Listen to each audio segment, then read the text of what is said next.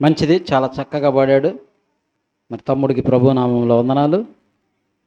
మరి ఇంకొక special singer ఉన్నారు, ఇప్పుడన్నా కనుక్కోండి చూద్దాం.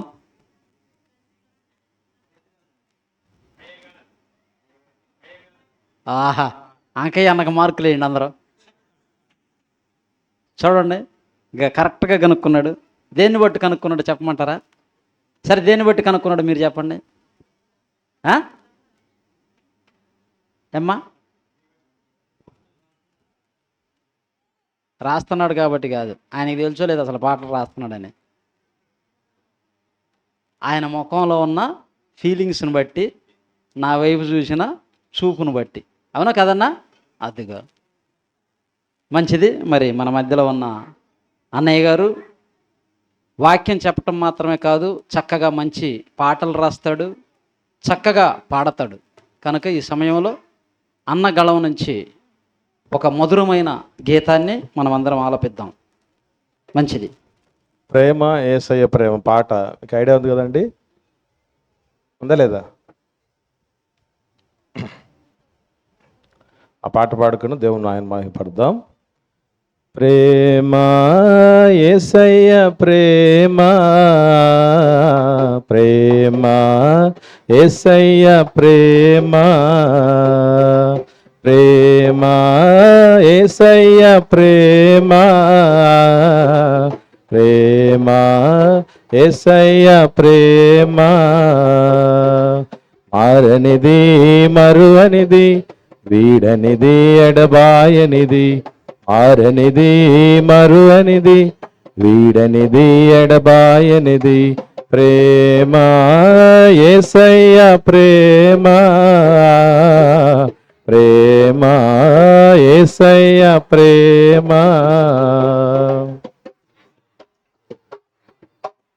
తల్లి మరచిన గాని నన్ను మరువనన్న ప్రేమ, తండ్రి విడచిన గాని నన్ను విడువనన్న ప్రేమ, తల్లి మరచిన గాని నన్ను మరువనన్న ప్రేమ, తండ్రి విడచిన గాని నన్ను విడువనన్న ప్రేమ, ఏడుస్తుంటే ఎత్తుకున్న ప్రేమ, తన కౌగిట్లో నన్ను హత్తుకున్న ప్రేమ, నేనేడుస్తుంటే ఎత్తుకున్న ప్రేమ, తన కౌగిట్లో నన్ను హత్తుకున్న ప్రేమ, ప్రేమ యేసయ్య ప్రేమ, ప్రేమ యేసయ్య ప్రేమ. నేను మరచిన గాని నన్ను మరువనన్న ప్రేమ, నేను విడచిన గాని నన్ను విడువనన్న ప్రేమ, నేను మరచిన గాని నన్ను మరువనన్న ప్రేమ, నేను విడచిన గాని నన్ను విడువనన్న ప్రేమ, నే పడిపోతుంటే ఎత్తుకున్న ప్రేమ,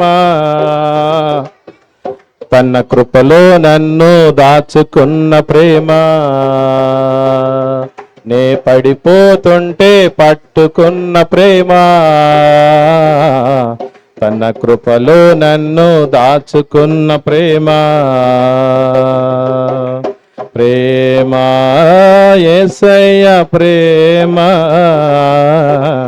ప్రేమ యేసయ్య ప్రేమ. నేను పుట్టక ముందే నన్ను ఎన్నుకున్న ప్రేమ, నేను ఎరుగక ముందే ఏర్పరచుకున్న ప్రేమ, నేను పుట్టక ముందే నన్ను ఎన్నుకున్న ప్రేమ, నేను ఎరుగక ముందే ఏర్పరచుకున్న ప్రేమ, తన అరచేతుల్లో చెక్కుకున్న ప్రేమ, ఎదలోతుల్లో నన్ను దాచుకున్న ప్రేమ, తన అరచేతుల్లో చెక్కుకున్న ప్రేమ, ఎదలోతుల్లో నన్ను దాచుకున్న ప్రేమ, ప్రేమ యేసయ్య ప్రేమ ప్రేమ యేసయ్య ప్రేమ ప్రేమ యేసయ్య ప్రేమ ప్రేమ యేసయ్య ప్రేమ మారనిది మరువనిది వీడనిది ఎడబాయనిది మారనిది మరువనిది వీడనిది ఎడబాయనిది ప్రేమ యేసయ్య ప్రేమ ప్రేమ యేసయ్య ప్రేమ.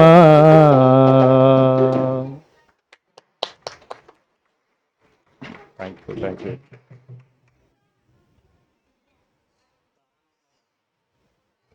హలో, ఇంత ఆనందం, ఇంత సంతోషం ఎక్కడ దొరికిద్ది మీకు లోకంలో చెప్పండి?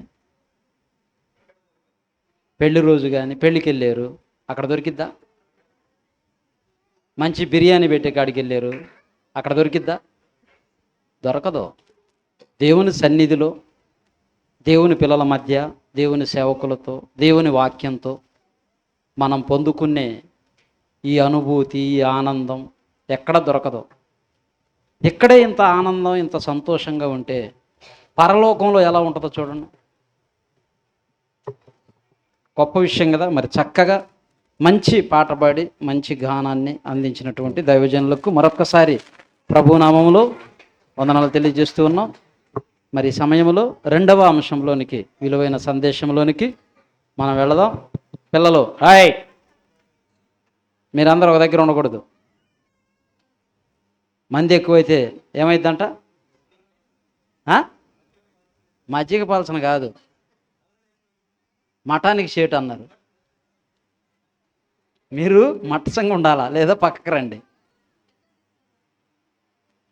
ఎవరు అల్లరి చేస్తే వాళ్ళకి దెబ్బలు పడతాయి. ఫోన్లు స్విచ్ ఆఫ్ చేసుకోండి. ఎవరి ఫోన్లు మోగొద్దు, పక్క వారికి డిస్టర్బ్గా ఉండొద్దు. మరి మొదటి సందేశం విన్నప్పుడే మనందరికి అర్థమైపోయి ఉండాలి. ఎంత చక్కగా మంచి విషయాలు, మన కుటుంబాలని సరిచేసుకునేవి, మన పిల్లల్ని సరిచేసుకునేవి, మన పిల్లల్ని ఎలా పెంచాలో, దేవుల్లో ఎలా పెంచాలో ఎన్నో విషయాలు నేర్చుకున్నాం అన్నవాళ్ళు ఒకసారి చేతులు ఎత్తండి. మాకు ముందే తెలుసు అన్నవాళ్ళు చిన్నవి అనుకుంటున్నారు. అది ముందడగాలి. అది నేనే రాంగ్ అడిగాను. తెలిసి కూడా అయ్యే ముందులని నిర్లక్ష్యం చేసి చేస్తున్న పొరపాట్లే ఆఖరికి మన పిల్లల జీవితాలను నాశనం వైపుకు తీసుకుని వెళుతున్నాయి. కనుక పిల్లలకి ఏది అవసరమో, ఎంతవరకు అవసరమో, ఏమి ఇవ్వాలో ఏమి ఇవ్వకూడదో అన్నీ తెలుసుకొని తల్లిదండ్రులుగా మనం మసులుకోవాలి. మరి సమయంలో క్రైస్తవులకు అతి ప్రాముఖ్యమైంది ఖచ్చితంగా తెలుసుకోవలసినవి. మరి అన్నయ్య గారి గళం నుంచి మనం విందాం, బైబిల్ గ్రంథం నుంచి. మరి అందరూ ఆసక్తితో నిశ్శబ్దంగా మాట్లాడొద్దు. మీరు మాట్లాడుకుంటానంటే ఒక 5 నిమిషాలు మేము కూర్చుంటాం, మీరు అందరూ మాట్లాడుకోండి. తర్వాత మీరు ఓకే అన్నప్పుడు చెప్తాం. హలో, మధ్యాహ్నం భోజనం చేసిన తర్వాత తప్పనిసరిగా మత్తు అనిపిస్తుంది మనకి. కానీ ఆత్మచేత శారీరక క్రియలను చంపాలి అని దేవుడు అంటాడు. కాబట్టి మనం మనసు పెడితే అదేం కష్టం కాదు. దయచేసి మహా అంటూ 1 గంట సేపు ఉంటుంది మెసేజ్. చాలా అవసరమైనటువంటి సందేశం. భవిష్యత్తులో ఇప్పటి వరకు మనం పడ్డటువంటి ఇబ్బందులు, ఇరుకులు, కష్టాలు, ఇప్పుడు పడుతున్నవి భవిష్యత్తులో రాకుండా ఉండాలంటే దేవుడు ఇస్తున్న పరిష్కారం ఈ పాఠం. కాబట్టి దయచేసి ప్రతి ఒక్కరూ జాగ్రత్తగా వినడానికి ప్రయత్నం చేయండి. పిల్లరా అటు ఇటు తిరగకుండా పిల్లల్ని జాగ్రత్తగా కంట్రోల్లో పెట్టుకోండి. ముఖ్యంగా పెద్దలు కూడా కంట్రోల్లో ఉండండి. నిద్ర వస్తే నేను చూస్తే చెప్తాను. ఎందుకంటే ఓ మాస్టర్గా నేను 2004వ సంవత్సరం నుంచి మాస్టర్ జాబ్ చేస్తున్నాను, టీచర్గా. 2001వ సంవత్సరం నుంచి పరిచయం చేస్తున్నాను. నెక్స్ట్ ఇయర్ జనవరికి నాకు సేవా జీవితానికి సిల్వర్ జూబ్లీ 25 ఏళ్ళు పూర్తయిపోతాయి. అంటే నాకు కనబడుతూ ఉంటారు, మీరు అందరూ నాకు కనబడుతూ ఉంటారు. దేవుడికి కనపడే సంగతి తర్వాత నాకు కనపడుతూ ఉంటారు. కాబట్టి ఖచ్చితంగా నేను చెప్తాను. కాబట్టి ఎవరన్నా ఉంటే అలర్ట్ అవ్వండి. నేను చెప్పకముందే నిద్ర వస్తుంది అన్నప్పుడు బయటికి వెళ్ళి ముఖం మీద నీళ్ళు పోసుకుని రండి, లేదంటే అట్టించి అట్టే వెళ్ళిపోయి. ఓకే, ప్రార్థన చేసుకుందాం. కృప కలిగిన మా కన్న తండ్రి నాయన, మీ దివ్యమైన కృపలో మేము ఆశించి ప్రార్థించి సిద్ధపడిన రీతిగా, కష్టించిన రీతిగా తండ్రి, స్థానిక పులివెందుల క్రైస్ట్ చర్చ్ కలజ బైబిల్ టెక్నాలజీ వారు నిర్వహించే 50వ లేఖనాల పరిశోధన సదస్సులో ఉదయకాలం అంతా మాకు తోడే నడిపించారు నాయన. ఈ సమయంలో చివరి పాఠం, క్రైస్తవులకు ఇటు శ్రమలు రాకూడదనే పాఠం. మీ పరిశుద్ధ గ్రంథం వెలుగులో ఎన్నో పరిష్కారాలు ఉన్నాయి నాయన. దేవా, గాలి తుఫాన్లనే మీ కుమారుడి ద్వారా అణచేశారు. సందరమంతా సమస్య అయినా మీరు సులువుగానే అణచేస్తారు. మా సమస్య మాకు చాలా పెద్దది నాయన, కానీ మీ దగ్గర చెప్పుకుంటే మీ ముందు అది చాలా చిన్నది. మరి ఈ సత్యం నెరిగి మేమందరం మసులుకున్నట్లు, మేము పడ్డ గుంటల్లో నుంచి మీ సత్యవాక్కుల ద్వారా బాగుపడి బయటపడినట్లు కృపదయచేయమని, మహిమ ఘనత ప్రభావములు మేమందరము మీ మాటలు పాటించడం ద్వారా మీరే పొందమని యేసుక్రీస్తు ప్రభువుల వారి పరిశుద్ధమైన నామములో ఈ ప్రార్థన మీకు సమర్పించి పొందిన్నాం తండ్రి, ఆమేన్. ప్రియులారా, క్రైస్తవులకు ఇట్టి శ్రమలు రాకూడదు. వాస్తవంగా శ్రమలు అన్నటువంటి దాని విషయంలో శోధనలు అనేటటువంటి అర్థం కూడా వస్తుంది. ఎందుకంటే నా శ్రమలలో అన్న దగ్గర నా శోధనలో అన్నటువంటి మాటలు మనకు పరిశుద్ధ గ్రంథంలో ఫుట్నోట్లలో కనబడతాయి. ఫుట్నోట్ అంటే తెలుసు కదా, క్రింద పాద సూచికలు అనేటటువంటివి ఉన్నాయి. యేసు అన్న పదానికి రక్షకుడు అని కింద ఉంటుంది. క్రీస్తు అన్న పదానికి అభిషక్తుడు అని ఉంటుంది. అలాగా మనకు కొన్ని పాద సూచికల్లో ఈ విషయాలు కనబడతాయి. సో శ్రమలు లేదా శోధనలు, శ్రమలు శోధనలు మనిషి జీవితంలో విడదీయరాని సంబంధం కలిగినవి. అది ఎంతటిదే అంటే లోకంలో ఒక సామెత చెప్పారు పెద్దలు. ఆ సామెతతోనే మనం అర్థమైపోద్ది. అదేంటంటే, కాళ్ళు తడవకుండా సముద్రాన్నైనా దాటచ్చేమో కానీ కళ్ళు తడవకుండా జీవితాన్ని దాటలేమట. అర్థమైందా? కాళ్ళు తడవకుండా సముద్రాన్నైనా దాటొచ్చట, కానీ కళ్ళు తడవకుండా జీవితాన్ని దాటలేమట. అంటే అర్థం ఏంటి? జీవితం ఎట్టి పరిస్థితుల్లోనూ ఎట్లాంటి గోల్డెన్ స్పూన్తో పుట్టిన వాళ్ళు అంటారు కదా, గోల్డెన్ స్పూన్తో పుట్టిన అంటే బాగా డబ్బులు ఉన్నటువంటి కుటుంబంలో పుట్టిన వాళ్ళు ఏడవరా? కన్నీళ్ళు రా వాళ్ళకి? అసలు పుట్టగానే ఏడవలేదు అనుకోండి, నరసమ్మ ఏం చేస్తుంది తెలుసా? కొడుతుంది, గిచ్చుతుంది. అప్పుడు క్యారమని ఏడుతారు. అంటే కన్నులు ఉన్నాయంటే కన్నీళ్ళు గ్యారంటీ, కడుపు ఉందంటే కడుపు నొప్పి గ్యారంటీ, తల ఉందంటే తలనొప్పి గ్యారంటీ. అంటే సమస్యలు అనేవి సర్వసాధారణం. అయితే మనకు దేవుని నమ్మినటువంటి ప్రజలకి లోకం నుండి వేరైనటువంటి అనుభవం ఉండాలి. దేవుడు ఎప్పుడో ఒక మాట చెప్తూ ఉంటాడు తన ప్రజలతో, ఆయనకి ఇష్టమైన మాట. ఏమనంటే, మీరు వారిలో నుండి బయలు వెళ్ళి ప్రత్యేకంగా ఉండండి అంటాడు. అంటే ప్రత్యేకమైనటువంటి జనంగా తన పిల్లలు ఉండాలి. అందుకే మీరు లోకానికి ఉప్పు, అన్నేసి చూడు నన్నేసి చూడు అంటదంట. ఉప్పు ఎన్నేసినా ఉప్పేయకపోతే పెద్దగా కిక్ రాదు మనకి. అంటే లోకానికి మీరు అట్లా ఉండాలి, ఒక సారంలాగా, ఒక ఉప్పులాగా రుచికరంగా ఉండాలి అనేది దేవుడి ఉద్దేశం. కనుక లోకమంతా సమస్యల సుడిగుండంలో ఉంది. అట్టి సమస్యల్లో మనం కూడా ఉండకూడదు. ఇకపోతే ఈ శ్రమలు లేదా శోధనల విషయంలో క్రైస్తవం 3 గుంపులుగా విడిపోయింది. ఏంటి ఆ గుంపులు అంటే, ఒక గుంపు ఏమంటుందంటే, ప్రభుని నమ్ముకున్న తర్వాత మనకు ఏ శోధనలు రావు, ఏ కష్టాలు ఉండవు, ఏ శ్రమలు రావు, అంతా సుఖము, శాంతి, సౌభాగ్యము, నెమ్మది అనేటటువంటి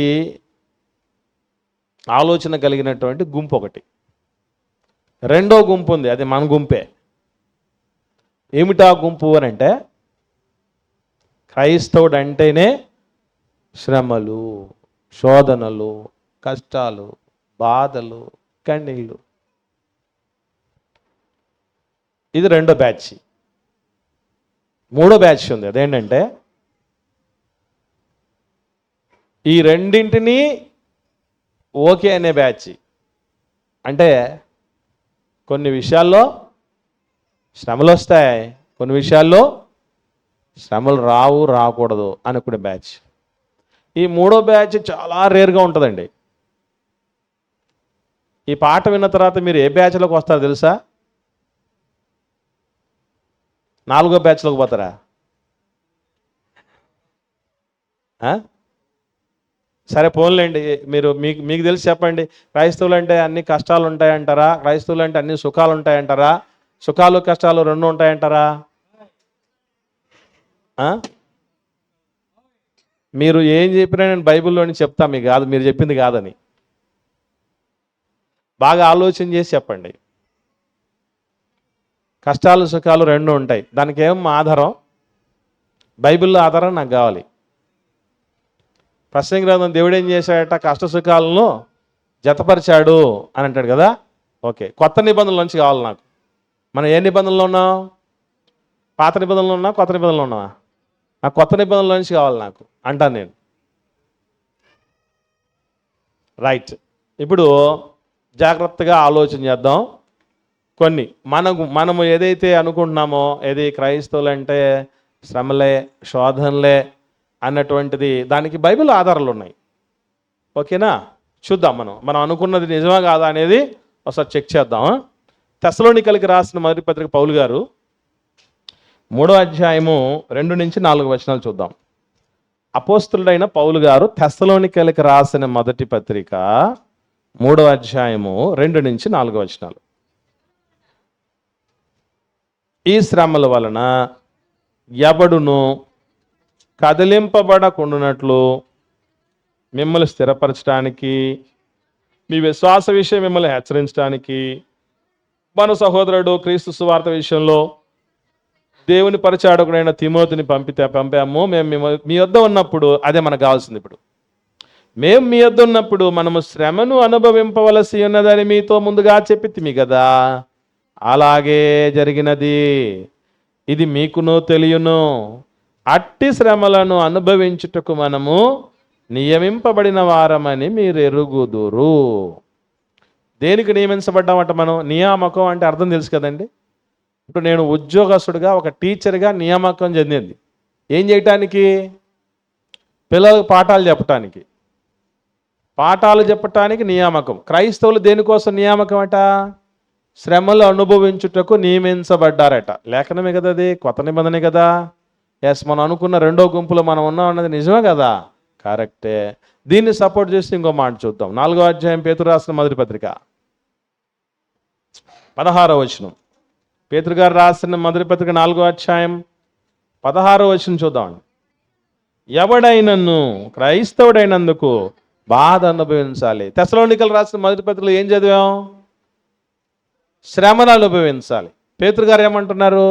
బాధలు అనుభవించాలి. శ్రమలు, బాధలు రెండు సిమిలర్ కదా, ఒకే చెట్టున కాసిన 2 పండ్ల లాంటివి ఇవి. ఓకేనా? సో శ్రమలు, బాధలు అవి ఉంటాయి, అవి అనుభవించాలి. దానికోసం నియమించబడ్డాం. వాటిని మనం కాదనలేము, మనకు అవి అవినాభావంగా ఉంటాయి అని చెప్తున్నాడు. వీటిని బట్టే కదా మనం రెండో బ్యాచ్కి వచ్చింది, రెండో గుంపులోకి వచ్చింది. ఇప్పుడు దీన్ని వ్యతిరేకిస్తూ ఇదే కొత్త నిబంధనలో చెప్పబడిన కొన్ని మాటలు చూద్దాం. ఓకేనా? అంటే క్రైస్తవులు అంటే శ్రమలే, బాధలే అన్నటువంటి దాన్ని వ్యతిరేకంగా ఉండే విషయాలు కొన్ని చూద్దాం. ఖచ్చితంగా అవి షాకింగ్కి గురి చేస్తాయి. రోమిలికి రాసిన పత్రిక 12వ అధ్యాయం 15వ వచనం. అపోస్తలుడైన పౌలు గారు, ఇంతకుముందు తెస్సలోనికైలకు రాసిన పత్రిక ఎవరు రాశారండి? పౌలు గారు. రాసింది ఎవరు? పౌలు గారే కదా. ఇప్పుడు రోమిలికి రాసిన పత్రిక ఎవరు రాశారు? అదే పౌలు గారు. 12వ అధ్యాయం 15వ వచనం. సంతోషించు వారితో. ఇదేంటిది? క్రైస్తవులు సంతోషించచ్చా? మళ్ళీ సంతోషించడంతో పాటు మీరు కూడా కలిసి సంతోషించండి అంటున్నాడేంటి? ఇప్పుడు పౌలు గారు చెప్పిన మాట మనము బాధను అనుభవించాలి, శ్రమలు అనుభవించాలని చెప్పింది కరెక్టా? సంతోషించుతో వాళ్ళతో సంతోషించాలనేది కరెక్టా? రెండు కరెక్టా? ఇదేంటిది? సరే, ఇంకో మాట చూద్దాం. తిమోతి గారికి రాసిన మొదటి పత్రిక 2వ అధ్యాయం ప్రారంభ వచనం. సేమ్ ఆ రోమిలకు రాసిన పత్రికకు రెలవెంట్గా ఉండేది. తిమోతి గారికి రాసిన మొదటి పత్రిక 2వ అధ్యాయము ప్రారంభ వచనం. అందరూ అందరూ అందరూ అందరూ దయచేసి చూడండి. తిమోతి గారికి రాసిన మొదటి పత్రిక 2వ అధ్యాయం ప్రారంభ వచనం. మనము సంపూర్ణ భక్తియు మాన్యతయు కలిగి నెమ్మదిగా నెమ్మదిగా నెమ్మదిగా, తర్వాత చదవాలి మీరు. అదే నెమ్మదిగా నెమ్మదిగా అంటే అది నోట్ చేయాల్సిన పాయింట్ నెక్స్ట్ ఉందని అర్థం. నా ప్రయాస వ్యర్థం అయిపోయింది. ఇప్పుడు నెమ్మదిగాను సుఖముగాను. ఏంటి? క్రైస్తవులు ఎలా బతకాలట? క్రైస్తవులు నెమ్మదిగా సుఖంగా బ్రతకాలి. ఏంటిది? ఇప్పుడు చెప్పండి. 2 బ్యాచ్లు ఉన్నాయి బైబిల్లోనే, కొత్త నిబంధనలోనే. ఇప్పుడు మనం ఈ రోమిలకు రాసిన పత్రిక 12, 15 మరియు తిమోతి గారికి రాసిన మొదటి పత్రిక 2వ అధ్యాయం మొదటి వచనం ప్రకారంగాను సంతోషించు వాళ్ళతో సంతోషించాలి, సుఖముగా నెమ్మదిగా బ్రతకాలనేది కరెక్టా? లేదా ఇంతకుముందు తెస్సలోనికలు రాసిన మొదటి పత్రిక 3వ అధ్యాయంలో చదివాం కదా, మేము మీ యొద్ద ఉన్నప్పుడు మనము శ్రమను అనుభవించవలసి ఉన్నదని మీతో చెప్పితిమి కదా, అలాగే జరిగినది, అందుకొరకే మనం నియమించబడినాము అనేది కరెక్టా? ఎవడైనా క్రైస్తవుడైనందుకు బాధ అనుభవించాలనేది అన్నాడు కదా. 2 కొత్త నిబంధనలు ఉన్నాయి.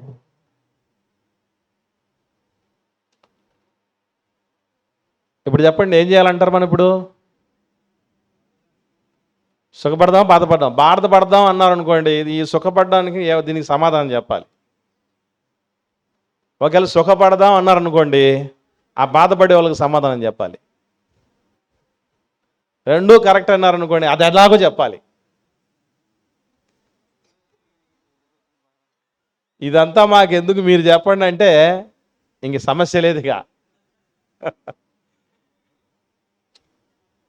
అసలు అంటే బైబిల్లో ఎప్పుడు ఇట్లాంటి చాలా కనబడుతూ ఉంటాయండి. కొన్ని సందర్భాల్లో దేవుడు ఏమంటాడంటే, ఆయన సజీవులకే దేవుడు కానీ మృతులకు దేవుడు కాదు అంటాడు. మరొకసారి ఏమంటారంటే, ఆయన సజీవులకును మృతులకును దేవుడే అంటాడు. ఒకసారి మృతులకు దేవుడు కాదంటాడు, ఒకసారి సజీవులకు మృతులకు దేవుడే అంటాడు, ఒకసారి వెళ్ళొద్దు అంటాడు, చెప్పొద్దురా వాళ్ళకి అన్యజనులకు అంటాడు, ఇంకోసారి ఏమో అందరికీ చెప్పండిరా అంటాడు.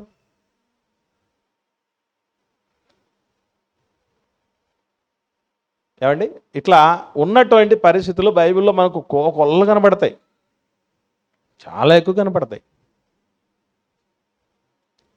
ఇప్పుడు మనకు ప్రత్యేకంగా ఈ విషయాలు మనం ఆలోచన చేస్తే మనం తెలుసుకోవాల్సిన విషయం ఏంటంటే, కొన్ని రకాలైన శ్రమలు మనకు వస్తాయి, కొన్ని రకములైన శ్రమలు మనకు రాకూడదు అని అర్థం. ఈ శ్రమలు అనుభవించుటకు నియమించబడ్డాం అన్నాడా? శ్రమలే అనుభవించుటకు అన్నాడా? తేడా ఉందా లేదా? శ్రమలే మొత్తం అన్నీ శ్రమలే పడ్డానికి నియమించబడ్డాం అన్నాడా? అన్ని బాధలే పడ్డానికి నియమించబడ్డాం అన్నాడా దేవుడు? ఆ 2 మాటలు తెస్సలోనికలు రాసిన మొదటి పత్రికలోను పేతురు రాసిన మొదటి పత్రికలోను అన్ని శ్రమలే అన్ని బాధలే అని ఉందా? లేదు. ఒకటి అంటే శ్రమలు వస్తాయి కానీ అన్ని శ్రమలు కావు, అన్ని బాధలు ఉండవు అనేది ఒకటి అర్థం చేసుకో. ఇప్పుడు ఇక్కడ సంతోషించు వారితో సంతోషించుడు అన్నాడు.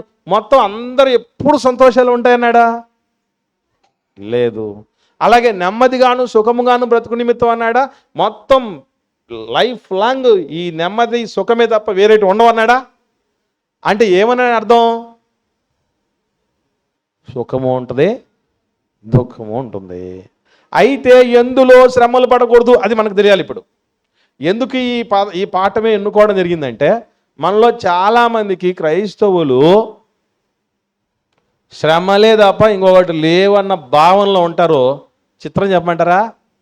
వాళ్ళ ఎంజాయ్మెంట్లో వాళ్ళు ఉంటారు, కానీ బయటికి మాత్రం ఇది ఉంటుంది. ఏది? బాధలే ఉండాలి, శ్రమలే ఉండాలి, శోధనలే ఉంటాయి అని అసలు అలా ప్రిపేర్ చేయడమే తప్పు. ఎస్పెషల్లీ ఒక మంచి ఆర్థికవేత్త ఒక మాట చెప్పాడు. మానవుల సంబంధాలు, రకరకాల సంబంధాలు ఉన్నాయి కదా మనకు. భార్యాభర్తల సంబంధాలు, తండ్రి బిడ్డల సంబంధాలు, అన్నదమ్ముల సంబంధాలు, అత్త కోడళ్ళు, ఇవన్నీ రకరకాల బంధాలు ఉన్నాయి కదా. కానీ వీటన్నిటికీ ఉన్న సంబంధం ఒకటే అట. మానవ సంబంధాలన్నీ ఆర్థిక సంబంధాలే అంటాడు ఆయన. మానవ సంబంధాలన్నీ ఆర్థిక సంబంధాలే అని అంటాడు. నేను ఇదన్నీ బాగా చదివిన తర్వాత నేను ఒక స్లోగన్ కనుక్కున్నాను. అదేంటంటే, మానవ సమస్యలన్నీ ఆర్థిక సమస్యలే. మానవులకి ఉండే ఎక్కువ సమస్యలు 99% సమస్యలు ఆర్థిక సమస్యలు. నేను ఇప్పుడు ఒక క్వశ్చన్ అడుగుతున్నా, మీరు చెప్పండి. మాకు ఆర్థిక సమస్యలు లేవు అన్నోళ్ళు ఎంతమంది ఉన్నారు ఇక్కడ? నాకు చెప్పారంటే నాకున్న సమస్యలు, నా సమస్యలు మీరు తీరుద్దురుగాక. మీకు విషయం చెప్పమంటారా? మనం ప్రపంచంలోనే గొప్ప సంపన్నులని అనుకుంటూ ఉంటాం చూసారా. ఈ అంబానీలు, అదానీలు ఉన్నారు కదా, వాళ్ళకు కూడా అప్పులు ఉన్నాయి తెలుసా మీకు? నమ్మరా? కావాలంటే గూగుల్లో సెర్చ్ చేసి చూడండి, వాళ్ళకి అప్పులు ఉన్నాయో చెప్తారు. అసలు ప్రపంచంలో తప్పు చేయనివాడు, అప్పు చేయనివాడు ఎవడు లేడట. తప్పు చేయనోడు, అప్పు చేయనోడు. పోన్లేండి, అంతవరకు ఎందుకు. ఒక్కసారి ఇప్పుడు ఇక్కడ ఉన్నటువంటి వాళ్ళందరిని అడుగుతున్నాను, మీలో ఇప్పటిదాకా అప్పు చేయని వాళ్ళు ఎవరైనా ఉన్నారా? అప్పు చేయనోళ్ళు ఎవరు ఉండరు.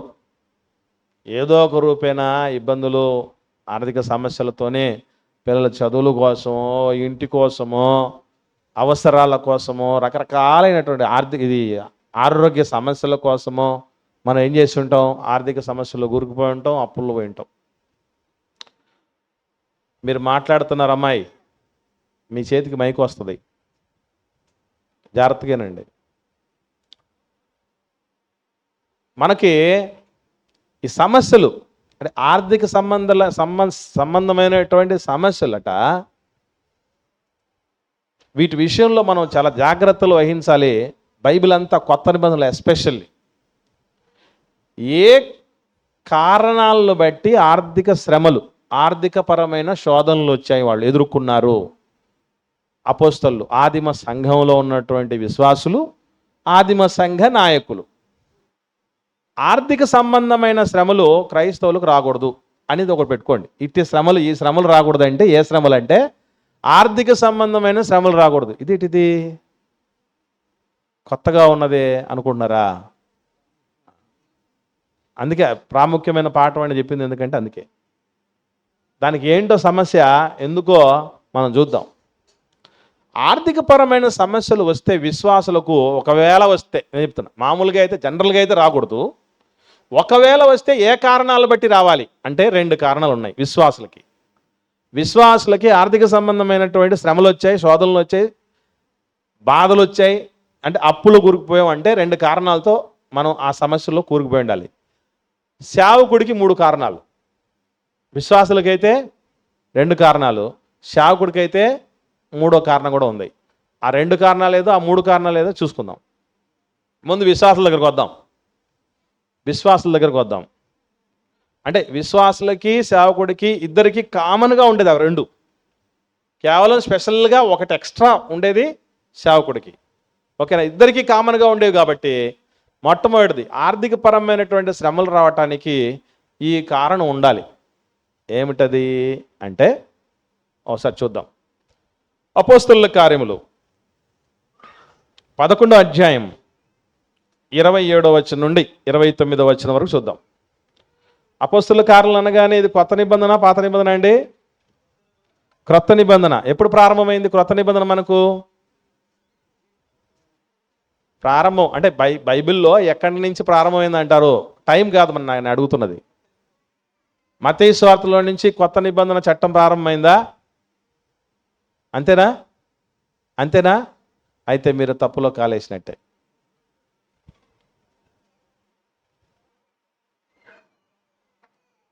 సువార్త పత్రికలన్నీ కూడా పాత నిబంధన చట్టంలోనే ఉన్నాయి.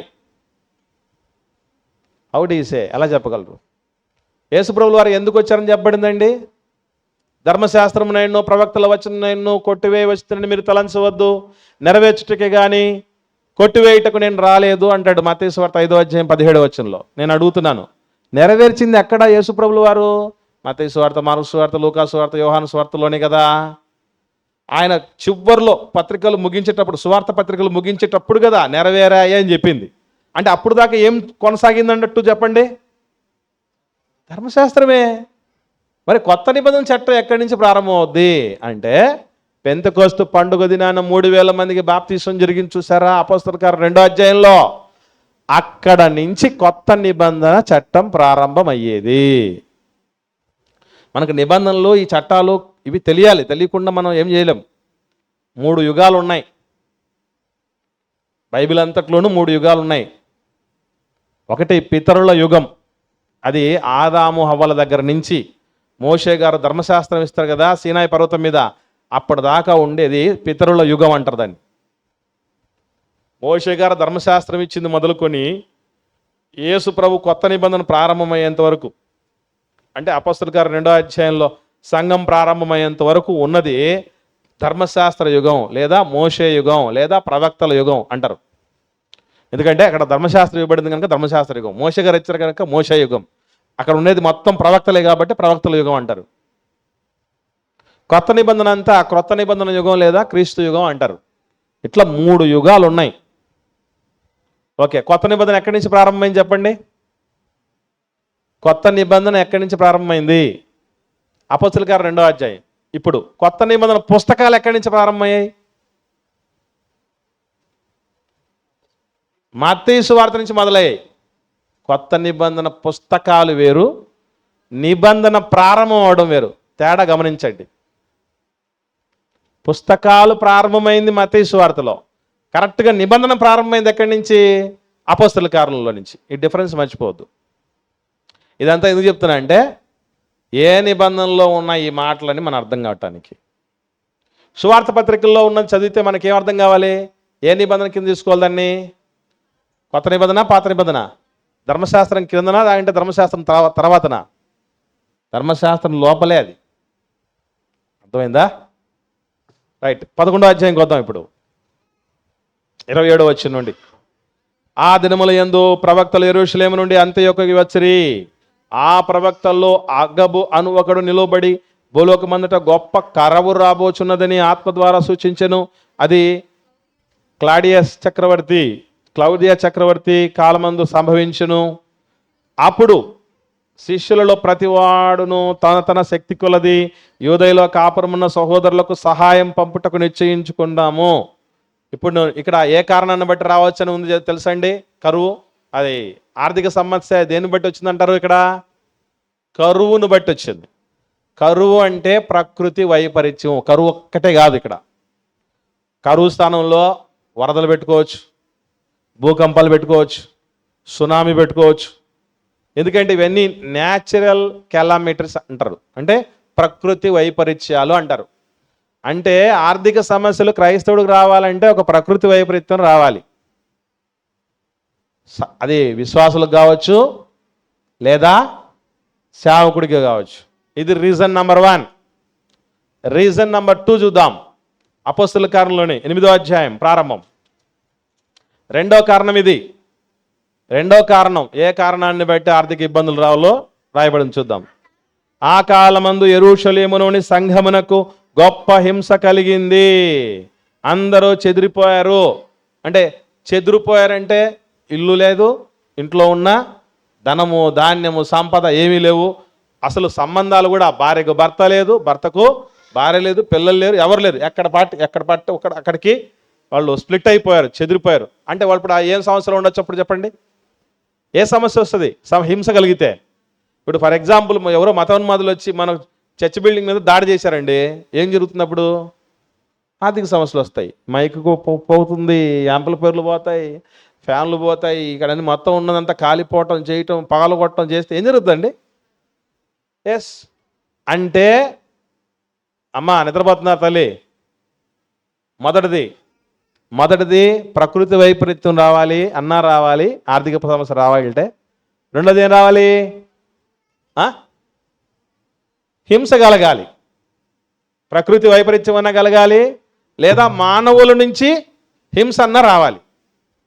ఈ రెండు కారణాలు తప్ప ఏ కారణంతో ఆర్థిక సమస్యల్లో మనకు కొత్త నిబంధన క్రైస్తవులు, విశ్వాసులు చిక్కుకున్నట్టు లేదు.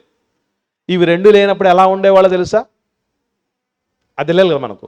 ఇవి రెండు లేనప్పుడు ఆదిమ క్రైస్తవులు ఎలా ఉండేవాళ్ళు అది చూద్దాం. ఇది అపొస్తలుల కార్యములు. విశ్వాసులు ఎలా ఉన్నారో చూద్దాం. 4వ అధ్యాయం 32వ వచనం. అపొస్తలుల కార్యములు 4వ అధ్యాయం 32వ వచనం. ఈ రెండు కారణాలు లేనప్పుడు ఎలా ఉండేవాళ్ళు? విశ్వసించిన వారందరూ అంటే ఎవరిళ్ళు? క్రైస్తవులు కదా, మన పూర్వీకులు, మన పితరులు. విశ్వసించిన వారందరూ ఏక హృదయమును ఏకాత్మీయ గలవారే ఉండరి, ఎవరునూ తమ కలిగినది వాటిలో ఏది తనదని అనుకొనలేదు, వారికి కలిగినదంతయో వారికి సమిష్టిగా ఉంది అన్నాడు. సమిష్టి అంటే అతని అర్థం ఏంటి? ఇదొక సమృద్ధి. సమృద్ధిలో ఉన్నారు లేదా ప్రారంభ క్రైస్తవులు? సమృద్ధి లేకుండా సమస్యల్లోకి ఎప్పుడు పోయారు? ప్రకృతి వైపరీత్యం వచ్చినప్పుడు పోయారు, హింస కలిగినప్పుడు పోయారు. అవి కాకుండా టైంలో ఎలా ఉన్నారు? హ్యాపీగా ఉన్నారు. 2వ అధ్యాయంకి వద్దాం. 2వ అధ్యాయం చివరిగా 44 వచ్చిన. విశ్వసించిన వారందరూ ఏకముగా కూడి తమ కలిగిన సమిష్టిగా ఉంచుకున్నారు, చరస్థిరాస్తులను అమ్మేశారు, వారి అక్కరకొలు పంచిపెట్టారు, ఏక మనస్కులై ప్రతిదినం దేవాలయంలో తప్ప కూడుకున్నారు, ఇంటింట రొట్టె విరిచారు, దేవుని స్తుతించారు, ప్రజలందరి వలన దయ పొందినారు, ఆనందంగా ఉన్నారు, నిష్కపటమైన హృదయంతో ఉన్నారు, ఆహారానికి కొదవేయలేదు. ఉందా అక్కడ? ఆహారం పుచ్చుకొని చుండిరి అంటే బాగానే ఉంటున్నారు.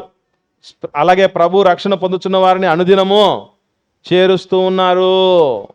అంటే ఎట్లున్నారు చెప్పండి? ఇప్పుడు వీళ్ళు హ్యాపీగా ఉన్నారు లేదా? సంతోషంగా ఉన్నారు కదా, సమస్య లేకుండా ఉన్నారు కదా, సమిష్టిగా ఉన్నారు కదా, కొదువు లేకుండా ఉన్నారు కదా. అంటే ఇప్పుడు మనం ఆలోచన చేద్దాం. విశ్వాసాలు ఏం ప్రశ్నించుకోవాలంటే, మనం అంతా కూడా ఈరోజు ఆర్థిక సమస్యల్లో ఉన్నామంటే మనకి ఏమైనా ప్రకృతి వైపరీత్యాలు కలిగి ఈ సమస్యలోకి వచ్చామా? నంబర్ 1కి వచ్చాను. ఏమైనా వచ్చాయమ్మా? రాలే. రాకపోయినా వచ్చాయంటే ఎందుకు వచ్చాయి ఆలోచన చేసుకోవాలి. అది కూడా ఉంది కారణం.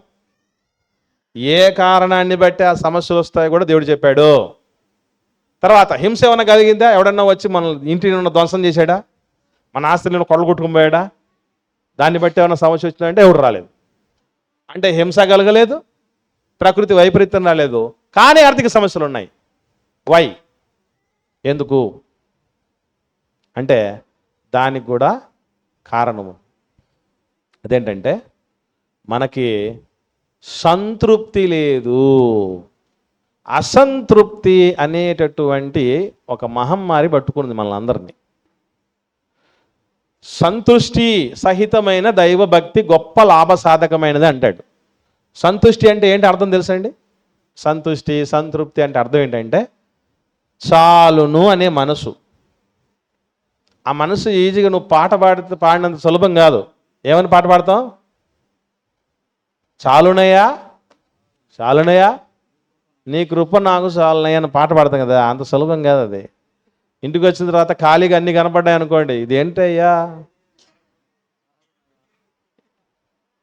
ఇది అసలు నాకు చాలదయ్యా అని అనుకుంటావు. చాలు అనేటటువంటి సంతృప్తి లేకపోవటం వల్లే వచ్చింది ఈ సమస్య. ఆస్తి మూరెడట, ఆశ బారెడు కాదు బోలెడు. బారెడు అంటే చిన్నదే, బోలెడు. పక్కింటోళ్ళని, ఎదురింటోళ్ళని, వాళ్ళని వీళ్ళని అన్నీ చూసుకొని వాళ్ళు పిల్లల్ని ఎక్కడి నుంచి మొదలవుతామంటే చెప్తాం, గుర్తుపెట్టుకోండి. పిల్లల్ని ప్రైవేట్ స్కూల్ పంపించారనుకోండి, వాళ్ళ స్తోమతను బట్టో, వాళ్ళకు ఉన్నటువంటి ఆర్థికపరమైనటువంటి స్వావలంబనను బట్టో, స్థిరత్వాన్ని బట్టో వాళ్ళు పంపించారనుకోండి, మనం ఏం చేస్తాం? మనకు స్తోమత లేకపోయినా ఏం చేస్తాం? వాళ్ళని పంపిస్తున్నారు, మనం పంపించాల్సిందే. మీకు విషయం చెప్పమంటారా? మా పెద్దమ్మాయి 10th క్లాస్ అయిపోయింది, మా చిన్నమ్మాయి 8th క్లాస్ అయిపోయింది. ఇద్దరిని గవర్నమెంట్ స్కూల్లోనే చదివిస్తున్నా నేను ఒక టీచర్ని ప్లస్ ఒక సేవకుడిని. ఇప్పుడు బైబిల్ కళాశాలలో ఉంది నాకు, 10 చోట్ల తిరుగుతున్నోడిని నాకేం తక్కువ చేయలేదు దేవుడు. ఆయన ఎందుకు వేసాం? మేము వాళ్ళని చూసుకోలేదు, మా బిడ్డలు ఎక్కడేసినా చదివేస్తారు అంతే. ఎక్కడేసినా కూడా నేర్చేసుకుంటారు, చదివేసుకుంటారు. దాన్ని బట్టి అవసరం లేదు, ఊరికి అనవసరంగా లక్షలు వాటికి పోయటం ఎందుకని గవర్నమెంట్ స్కూల్లో జాయిన్ చేసాం. పోనీ చేసేవాళ్ళంతా అట్ట ఆలోచన చేస్తారా? వాళ్ళు చేర్చారు, ఇప్పుడు మన వాళ్ళు చేర్చకపోతే తల తీసేస్తారు ఇక అని అప్పు చేసి చదువు కొనడం. చదువు కోవడం కాదు, చదువు కొనడం. అక్కడి నుంచి మొదలుపెట్టి nursery, LKG, UKG, first class, elementary, upper primary, high school, college, degree, PG అంత పైసలు పోసి పోసి పోసి పోసి లక్షలు పోయి కోట్లే ఉంటాయి ఖర్చులు. అక్కడతో అయిపోయిందా? లేదు. మన దగ్గర సైకిల్ ఉందనుకోండి, పక్కింటోళ్ళు బైక్ డ్రర్రని పోయింది పోకూడదు. మనం ఏమనుకుంటాం? బైక్ కొనాల్సిందే, మనకేం తక్కువే. మన స్తోమత ఏం చేయమంటారు పెద్దలు? మంచం ఉన్న దగ్గరికి. మనం అట్లా కాదు, కాళ్ళకు అనుగుణంగా మంచాన్ని పెంచుతాం. దేంతో? అప్పు చేసి. మళ్ళీ అప్పు చేసి పప్పు కూడా ఒకటి తినేవాళ్ళు అప్పుడు. ఇప్పుడు అప్పు చేసి అన్నీ చేస్తున్నాం. అప్పుతో ఒకప్పుడు పప్పు కూడా తినేవాళ్ళు, ఇప్పుడు అప్పుతో అన్నీ అన్ని అప్పులతోనే. ఏ అమ్మాయి నచ్చకపోయినా ఈఎంఐలు నచ్చితే మనకి. ఈఎంఐ అంటే ఏంటంట? మళ్ళీ ఈజీ మంత్లీ ఇన్స్టాల్మెంట్ అట. అబ్బా, ఇన్స్టాల్మెంట్ కట్టేటప్పుడు తెలుస్తుంది ఎంత ఈజీనో. కట్టేటప్పుడు తెలుస్తుంది. నేను కడుతున్నా 17 ఏళ్ళుగా, జాబ్ వచ్చింది అప్పటి నుంచి మొదలైంది ఈఎంఐలు. ఇప్పటికి కడుతున్నా, ఎప్పటికీ అయిపోతాయి మా ఆవిడికి అసలు నమ్మకం లేదు. జీవితం అంతా ఈఎంఐలో ప్రాప్తి చేస్తూ ఉంటుంది. అది ఆపవయ్యా అని ఎన్నో సంవత్సరాలుగా చెప్తోంది, నేను అసలు ఆపట్లా. అట్లాంటి కూడా కారణం ఏంటో చెప్తాను. సేవకులం కదా, ఎందుకు అప్పుల పాలు అవుతారు సేవకుడు కూడా 3వ రీజన్ ఉంది, దాన్ని చూద్దాం. సరే, ఇప్పుడు విశ్వాసులు చూసాం కదా. విశ్వాసులకి సేవకుడికి ఈ 2 కారణాలతోనే. పౌలు గారు కొన్ని సందర్భాల్లో ఏమని చెప్తారంటే, నేను జాగరణలో ఉన్నాను, వస్త్రహీనతతో ఉన్నాను, దిగంబరత్వంతో ఉన్నాను, ఆకలి దప్పులతో ఉన్నాను, ఇవన్నీ చెప్తారు కదా. దేన్ని బట్టి వచ్చినాయి తెలుసా? అవి దేన్ని బట్టి వచ్చాయి?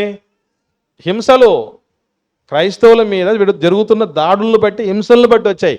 ఒకవేళ హింసలు లేనప్పుడు మనకు ఒక కోణంలోనే తెలుసు. పౌలు గారు ఏం చేసేవాళ్ళు అంటే ఏం చెప్తామండి మనం? డేరాలు కొట్టుకొని బతికేవాడు మాత్రమే తెలుసు. పౌలు గారు ఎట్లా కూడా బతికాడో తెలుసా? చూద్దాం, అర్థం కావాలి. ఫిలిప్పీలకు రాసిన పత్రిక 4వ అధ్యాయం 18వ వచనం చూద్దాం. అపోస్తలుడైన పౌలు గారు ఫిలిప్పీలకు రాసిన పత్రిక 4వ అధ్యాయం. ఇప్పుడు సేవకుడి దగ్గరికి వస్తున్నాం. విశ్వాసం చూసాం కదా. ఇప్పుడు ఫిలిప్పీలకు రాసిన పత్రిక పౌలు గారు 4వ అధ్యాయం 18వ వచనం. చాలా విచిత్రంగా అనిపిస్తాయి, కొత్తగా అనిపిస్తాయి పౌలు గారు చెప్పిన మాటలు ఇవి. నాకు నాకు నాకు అంటే ఆ తర్వాత అక్షరాలు నాకు చదవడం రాదని కాదు. నాకు సమస్తమును సమృద్ధిగా ఉంది. ఎవరు చెప్తున్న మాటలు ఇవన్నీ? పౌలు గారు డేరాలు కొట్టుకునేవాడికి సమస్తం సమృద్ధిగా ఉంటాయా? చెప్పండి. అంటే డేరాలు కొట్టుకొని జీవితాంతం బతకలేదా తెలుసుకోండి. డేరాలు కొట్టుకొని బతుకంతా సాగలేదు పౌలు గారు. ఇంకా 12వ వచనం చదువుదాం. 12వ వచనం, ఫిలిప్పీలకు రాసిన పత్రిక 4వ అధ్యాయం 12. దీన స్థితిలో ఉండనెరుగుదును, సంపన్న స్థితిలో ఉండనెరుగుదును. అంటే సంపన్నుడా, ఈయన దీనుడా? పేదోడా, ధనవంతుడా పౌలు గారు? ఆయన పేదోడు ఏ కారణాన్ని బట్టి అయ్యాడో అది తెలియాలి మనకి. సేవకుడు పేదరికంలోకి వెళ్ళడానికి 3 కారణాలు ఉంటాయి. జెన్యూన్ రీజన్స్ అంటారు వాటిని, సరైన సహేతుకమైన కారణాలు. దేవా, ఈ కారణాన్ని బట్టి నేను అప్పుల పాలైపోయాను, పేదరికంలోకి వెళ్ళిపోయాను అంటే ఓకేనైనా నో ప్రాబ్లం అంటాడు దేవుడు. ఆ ప్రాబ్లమ్స్ ఏంటో మనకు తెలియాలి. విశ్వాసికైతే రెండే సమస్యలు. ఏంటయ్యి? ఒకటి ప్రకృతి వైపరీత్యం అన్నా జరగాలి, లేదా హింసలన్నా దాడులన్నా జరగాలి. ఈ రెండు కాకుండా సమస్యలు ఉన్నాయంటే ఏ కారణంతో చేసి ఉంటాం మనం? దేంతో? అంతే, దురాశాజీవి. సంతృప్తితో బతకాలి. దేవుడు ఎంత ఇస్తే దాని విషయంలో మనకి ఏం అర్థం చేసుకోవాలి తెలుసా అండి? ఇంత ఇస్తేనే వీడు బాగుంటాడు, మన మంచికే, అంతా నా మంచికే అని పాట పాడతాం కదా. పేదరికంలో ఉన్నప్పుడు పాడాలి అది. ఉద్యోగం రానప్పుడు పాడతావా? లేదు లేదు లేదు, ఊరేసుకొని చచ్చిపోలే, నేను బతకలేను, అది చేయలేదు, ఇది చేయను, అదే పోస్ట్ అద్దాక చచ్చిపోలే, ఇదంటారు. అప్పుడు రావాలి. ఉద్యోగం రాలేదంటే అప్పుడే పాడుకోవాలి అంతా నా మంచికి అని. దీనికంటే మించింది ఇస్తాడేమో అనుకునేటువంటి పరిస్థితి ఉండాలి మనిషికి. సంతృప్తి ఉంటుందా? అసలు మనిషి ఎట్లా తయారయ్యాడు తెలుసా అండి? ఒక మాట చెప్తాను. 2 జంటలు, ఒక జంట అటు పోతూ ఉంది, వాళ్ళకి ఎదురుగా ఇంకో జంట వస్తుంది. చూసారా లేదా? అది ఎవరన్నా భలే బాగుంటుంది, అది వీడియో దొరికితే చూడండి. భార్య అంటుంది, ఇటు పోతున్నటువంటి ఆయన భార్య ఏమనంటే, ఏమండి ఆవిడ చీర చూడండి ఎంత బాగుందో, మీరున్నారు ఎందుకు, టేస్ట్ లేదు పాడలేదు అని అంటుంది ఈవిడ. ఆవిడేమంటుంది తెలుసా? Same dialogue. ఏమని? ఈవిని చూపించి, ఆమె చీర చూడ ఎంత బాగుందో, నువ్వున్నా ఎందుకు వేసిపోయేలా అంటది. అంటే ఏంటి అర్థం? ఇద్దరు బాగానే ఉన్నారు, కానీ ఇదేంటో ఉన్నారంటే అసంతృప్తితో సస్తున్నారు.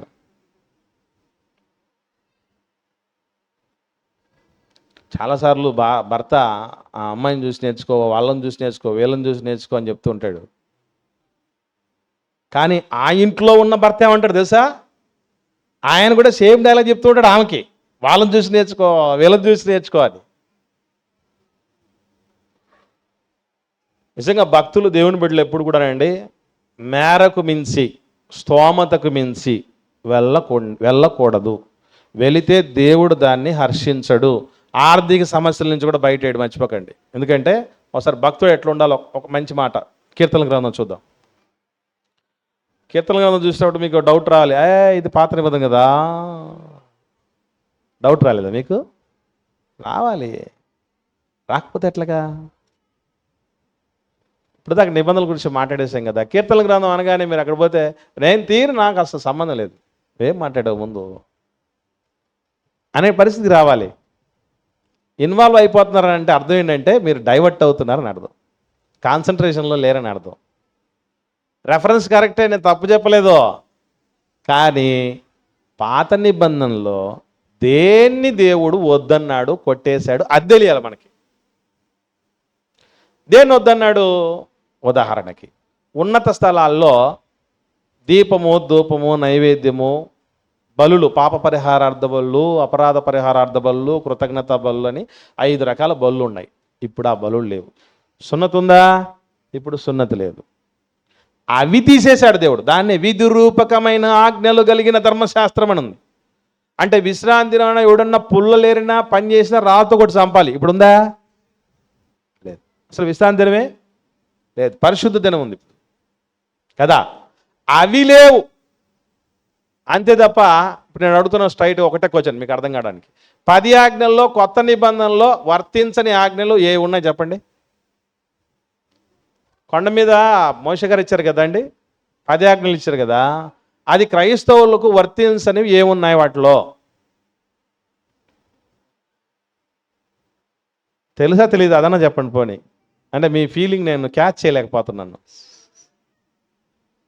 క్రైస్తవులకి ఆ 10 ఆజ్ఞల్లో ఏ వర్తిస్తాయి అనుకుంటున్నారు? అన్నీ వర్తిస్తాయి. వెరీ గుడ్ తమ్ముడు, కరెక్ట్ ఆన్సర్. ఇప్పుడు నీ దేవుడైన యెహోవా నేనే. దేవుడు మాట్లాడు ఇప్పుడు కొత్త నిబంధనలకు వస్తే? లేదు. విగ్రహారాధన చేయకూడదు అన్నాడు 2వ ఆజ్ఞలో. చేయొచ్చా ఇప్పుడు? చేయకూడదు. నీ దేవుడైన యెహోవా నామమును వ్యర్థంగా ఉచ్చరించకూడదు అన్నాడు. ఇప్పుడు వ్యర్థంగా ఉచ్చరించవచ్చా? విశ్రాంతి దినం ఉన్నది అప్పుడు, ఇప్పుడు పరిశుద్ధ దినం ఉంది. జస్ట్ డే మారింది, కానీ ఆరాధించేటువంటి పరిస్థితి లేకుండా ఏం పోలేదు కదా, ఉంది. తల్లిదండ్రులను సన్మానించమన్నాడు. ఇప్పుడు కొత్త నిబంధనలో సన్మానించకూడదా? చంపేయాలా? సన్మానించాలి. నరహత్య చేయకూడదు అన్నాడు. చేయాలా? చేయకూడదు? ఇప్పుడు చేయకూడదు. అబద్ధ సాక్ష్యం పలకూడదు. ఇప్పుడు కూడా అంతే. నీ పొరుగు వాడి దగ్గర దేన్ని ఆశించకూడదు. లేదు లేదు brother, ఇప్పుడు అన్నీ ఆశించవచ్చుందా అంటే ఏం అర్థం చేసుకోవాలి మనం? పాత నిబంధనల్లో కూడా పాటించాల్సినవి బోలెడు ఉన్నాయి. ఓకేనా? అలా పాటించాల్సిన వాళ్ళు ఇది కూడా ఉంది. 131 కీర్తన ప్రారంభ వచనం. కీర్తనల గ్రంథం 131 కీర్తన ప్రారంభ వచనం నుండి. యెహోవా, నా హృదయము అహంకారము గలది కాదు, నా కన్నులు మీదు చూచినవి కాదు. నాకు అందని వాటి ఎందైనను గొప్ప వాటి ఎందైనను నేను అభ్యాసము చేసుకొనుట లేదు. అందని వాటిని. ఇప్పుడు నక్క ద్రాక్ష పళ్ళ కోసం ఎగిరి ఎగిరి ఎగిరి అందకపోతే ఏమనుకున్నదట అండి? పుల్లగా ఉన్నాయనుకున్నదట. నిజంగా చాలామందికి దీన్ని తప్పుగా అనుకున్నారు, కానీ మంచిదండి ఆలోచన. అందలేదండి. అందలేని దాని గురించి ఇంకా బాధ కలగకుండా ఉండాలంటే ఏమనుకుంటే బాగుంటుంది? పుల్లం అనుకుంటే అయిపోయి, అబ్బా ఇవి తీయగా ఉంటాయి అనుకుంటే దాని మీదే ఉంటుంది మనసు ఇంకా. అవునా కదా? కాబట్టి ఆ విధంగా అనుకోవడం మంచిది. అది ఏది మనకు దొరకలేదో, ఏది మనకు లేదో అది మంచిది అనుకోవాలి. నాకు ఇప్పటిదాకా సొంతలే లేదు. చాలామందికి డౌట్, మీకు లేకపోవడం బాబు. ఇప్పటికీ రెంటెడ్ హౌస్లోనే ఉంటున్నా. ఎందుకనంటే నాకు ప్రస్తుతానికి అది అందట్లా. ఎందుకు అందట్లంటే కూడా చెప్తా. థర్డ్ రీజన్ ఉంది కదా సేవకుడికి, ఆ రీజన్ చెప్తే మీకు అర్థం అవుతాయి. రైట్, కిందికి వద్దాం. ఇంకా నేను నా ప్రాణమును నిమ్మలపరచుకొని ఉన్నాను, సముదాయించుకొని ఉన్నాను. చనుబాలు విడిచిన పిల్ల తన తల్లి యొద్దనున్నట్లు, చనుబాలు విడిచిన పిల్ల ఉన్నట్లు నా ప్రాణము నా యొద్ద ఉన్నది. ఏమండి, పాలు తాగిన తర్వాత బిడ్డలు ఎట్లా ఉంటారు తెలుసా? మీరు గమనించారు లేదా? ఈసారి తల్లులు గమనించండి అమ్మా, తండ్రులు కూడా గమనించండి, ఇబ్బంది ఏం లేదు. మిగతా వాళ్ళు వేరే వాళ్ళ దగ్గర గమనించకండి. తల్లులు మీ పిల్లలు పాలు తాగేటప్పుడు, పాలు తాగిన తర్వాత మత్తుగా కళ్ళు మూసుకొని టక్కుమని పక్కబోద్ది. చూసారా? పిల్లల్ని గమనించారమ్మా? నెక్స్ట్ టైం గమనించండి. పాలు ఇచ్చిన తర్వాత, పాలు తాగిన తర్వాత ఆ పిల్లలు చూడాలండి, మత్తుగా కళ్ళు మూసుకొని నిద్రలోకి వెళ్ళిపోతాం. అదే నిమ్మలం. అట్లా నిమ్మలించుకోవాలట. దేని విషయంలో? అందని వాటి విషయంలో. అందనిది నాకు సంబంధం లేనిదే, అది మంచిది కాదు అనుకోవాల్సింది అంతే. అలా ఉండాలి. అలా ఉంటేనే ఆర్థిక సమస్యలు ఉండవు. ఏమండి, ఆర్థిక సమస్యలు ఎంత ప్రమాదకరం తెలుసా? ఎంతోమంది చూస్తుంటాం, అప్పుల బాధ తాళలేక చచ్చిపోయారు. ఎన్నో చూడలేదు మనం. బెంగళూరులో చదువుకోవడానికి పోయినాడు అబ్బాయి. వాడు ఏదో బెట్టింగ్ గేమ్ ఆడాడట. 2 కోట్లు అప్పు చేశాడు. 2 కోట్లు అప్పు చేశాడు బెట్టింగ్లు ఆడి. అప్పుల వాళ్ళందరూ వచ్చారు మీదికి. ఆస్తిపాస్తులు అన్నీ అమ్ముకుంటే 1,30,00,000 వస్తే వాళ్ళకి ఇచ్చేశారు. రోడ్డును పడ్డ అమ్మనాన్నలు. అమ్మా నాన్నలు పురుగుల మందు తాగి చచ్చిపోయారు. దాన్ని చూసి కొడుకు కూడా అట్లాగే చచ్చిపోయాడు. అప్పులు, ఆర్థిక సమస్యలు అలా చేస్తాయి మనిషిని. అసలు ధనమోసము ఏం చేస్తుందని చెప్పడింది? అన్ని చేస్తాయట. వాక్యాన్ని, దేవుడి వాక్యము సృష్టి స్థితి లయకారిణి. గాడ్ అంటారే, GOD, గాడ్ అంటే G for generator, O for operator, D for destroyer. అంటే సృష్టించేవాళ్ళు, నడిపించేది, లయం చేసేదని. ఆ 3 లక్షణాలు దేవుడి వాక్యానికి ఉన్నాయి. అందుకే వాక్యము దేవుడై ఉండని అంటాడు.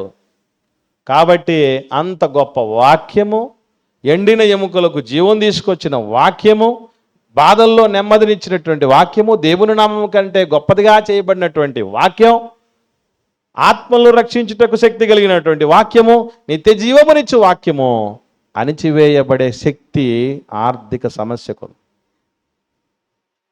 చుట్టూ అప్పులు చేసుకున్నారు అనుకోండి, ఆదివారం ఆరాధనకు రావాలనిపిస్తుందా? వచ్చిన కుదురుగా ఉండాలనిపిస్తుందా? ఏమనిపిస్తుంది?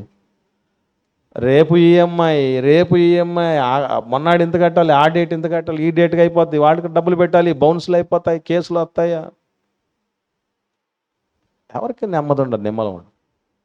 అవసరం అవన్నీ. కాబట్టి ఏం చేయాలి? ఎంత ఉంటే అంత వచ్చిన దాన్ని బట్టి. నేను మీరు నమ్ముతారు లేదు కానీ అతిశయోక్తి అనుకుంటారేమో. నేను జాబ్లో జాయిన్ అయినప్పుడు నాకు మొదటి సంవత్సరం జీతం 1500 అండి. 1500 రూపాయలు. 400 రూపాయలు మిగిలిపోయేదండి. నాకు అప్పుడు పెట్టెలేవు, సింగిల్ ఇంజిన్ అది, అంటే పెళ్ళి కాలేదు నాకు. 1500లో ఎట్లా ఖర్చు పెట్టాలని నాకు అర్థమయ్యేది కాదు. ఇంత డబ్బు ఏం చేసుకోవాలి అనిపించేది. 17 సంవత్సరాల క్రితం 400 మిగిలిపోయేది.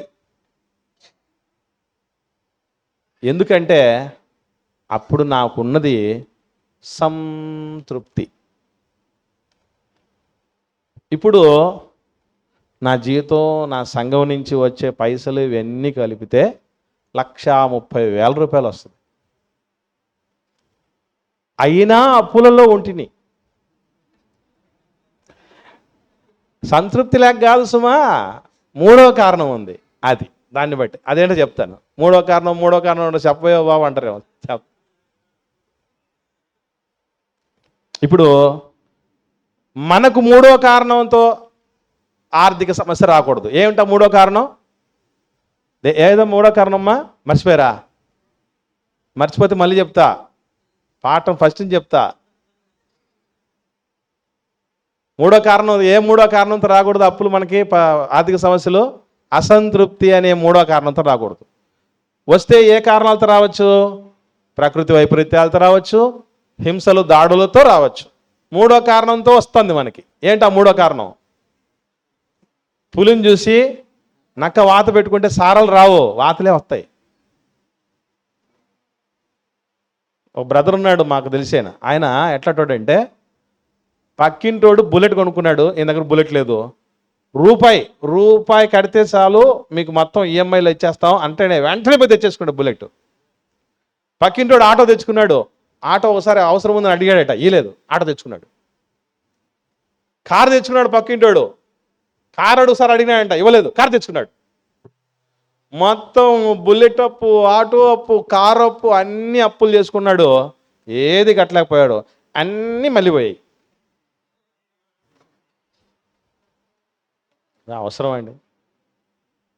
అందుకే పాలు విడిచిన బిడ్డ నిమ్మలంగా ఉన్నట్టు మనకేం కావాలో మనకంటే బాగా మన తండ్రికి తెలుసు. మాట నోటికి రాకమునిపై ఆయనకు అన్నీ తెలిసినప్పుడు, నాకు అది కావాలి తండ్రి, నాకు ఇది కావాలి, నీకు ఇది, ఇవన్నీ ఎందుకు అడగటం? నాన్ సెన్స్ అంతే. దేవుడి మీద నమ్మకం లేకపోతే ఇదంతా. అందుకే సమస్యలు వస్తాయి. ఆయన కాదనుకుని పోతే ఏమైపోద్ది? నాకు వేరుగా మీరు ఏమీ చేయలేరు, అప్పులు మాత్రమే చేసుకుందరు. నాకు వేరుగా మీరేమీ చేయలేదు, అప్పులు మాత్రమే చేసుకొని చచ్చుదురు. అది ఈ మూడో కారణంతో సమస్యలు రాకూడదు, శ్రమలు రాకూడదు, శోధనలు రాకూడదు. రైట్. దైవజనుడికి మూడో కారణం కూడా ఉంది. అదేంటంటే తనకు అప్పగించబడినటువంటి విశ్వాసులు ఎవరైతే ఉన్నారో, తన కింద ఎవరైతే విశ్వాసులుగా ఉన్నారో, ఆయనకు ఏదైతే సంఘం అప్పగించబడిందో, ఆయన కాపరిగా ఉంటున్నాడు ఏదో గుంపు, ఆ గుంపు విశ్వాసంలో బలహీనమైనదైతే భారం ఆయన మీద పడుతుంది. విశ్వాసంలో బలహీనమైనటువంటి విశ్వాసాలు అంటే ఎలాగా అంటే, చిన్న విషయం, ఒక సందర్భం చూద్దాం, బాగా అర్థం అవుద్ది మనకి. 20వ అధ్యాయం అపోస్తలుల కార్యములు 35వ వచనం చూద్దాం. అపోస్తలుల కార్యములు 20వ అధ్యాయము 35వ వచనం. మీరును ఇలాగు ప్రయాసపడి బలహీనులను సంరక్షింపవలెనని. దేనికోసం చెప్తున్నాడు ఈ మాట? దేనికోసమట? బలహీనులు ఉన్నారు కాబట్టి, బలహీనులు సంరక్షించుకోవాలి కాబట్టి ఏమంటున్నాడు? పుచ్చుకొనుట కంటే ఇచ్చుట ధన్యమని ప్రభు అయిన యేసు చెప్పిన మాటలు జ్ఞాపకం చేసుకున్న వలనని అన్ని విషయాల్లో మీకు మాదిరి చూపితనని చెప్పాను. అంటే వాస్తవంగా సేవకుడు ఎప్పుడు సంఘము నుంచి ఒకటి పుచ్చుకోవాలి, సంఘం సేవకుడి నుంచి ఒకటి పుచ్చుకోవాలి. దాన్నే పౌలు గారు ఏమన్నారంటే, ఇచ్చు విషయములోను పుచ్చుకొనుట విషయంలోనూ అన్నాడు. సంఘం సేవకుడికి ఆర్థిక పరమైన సపోర్ట్ ఇవ్వాలి, వేరే ఏ పని బాటలు లేకుండా చేయగలగాలి. ఎందుకు అంటే ఒకటే గుర్తుపెట్టుకోండి, మందను కాస్తున్నవాడు ఏం చేయాలని చెప్తాడండి బైబిల్లో దేవుడు? మంద పాలు తాగాలంటాడు. విన్నారా? ఇప్పుడు గొర్రెలు కాసే ఉన్నాడు అనుకోండి, ఈ గొర్రెలు కాస్తున్నటువంటి ఆయన పాలు తాగాడు అనుకోండి, ఒక గొర్రె దగ్గర పాలు పిచ్చుకొని కేసా చెప్పండి. కొలువు చేస్తున్నాం. కొలువు అంటే ఏంటి? ఉద్యోగం చేసినప్పుడు మనకి ఏం కావాలి? జీతం తీసుకుంటాం లేదా? ఒక కానిస్టేబుల్ గారు ఉన్నారు, జీతం తీసుకుంటున్నారు లేదా? నేను తీసుకుంటున్నాను లేదా? జీతం ఇవ్వమండి, డ్యూటీ చేయండి అన్నారు అనుకోండి, అనుకుందాం. జీతం ఇవ్వమండి, డ్యూటీ అయితే చేయండి అన్నారు అనుకోండి, ఎంతమంది చేస్తాం? పోనీ కూలి పని చేసేవాళ్ళు ఉంటారు కదా, మీకు సాయంత్రానికి కూలి ఇవ్వం కానీ పని చేయాలి అన్నారు అనుకోండి, ఎట్లుంటుంది? ఒకరోజు చేస్తావు, ఓ వారం చేస్తావు, ఓ నెల రోజులు చేస్తావు, ఓ సంవత్సరం చేస్తావు, అంతేనా? ఆ తర్వాత నీకు దండం, నీ పనికో దండం, నీ ఉద్యోగానికో దండం. నేను ఎంతకాలం చేయాలరా ఈ గొడ్డు చాకరీ? అసలు దైవజనులను సన్మానించి, ఇప్పుడు ఇందాక తెచ్చారు కదా, చెప్తాను. సన్మానించడం అంటే ఏంటి అర్థం? శాలువాగా అప్పుడే అనుకుంటున్నారు కదా, చూడండి. ఇట్లాంటి సన్మానం మీ సేవకులకు చేస్తున్నారు లేదో మీకు అర్థం అవుద్ది.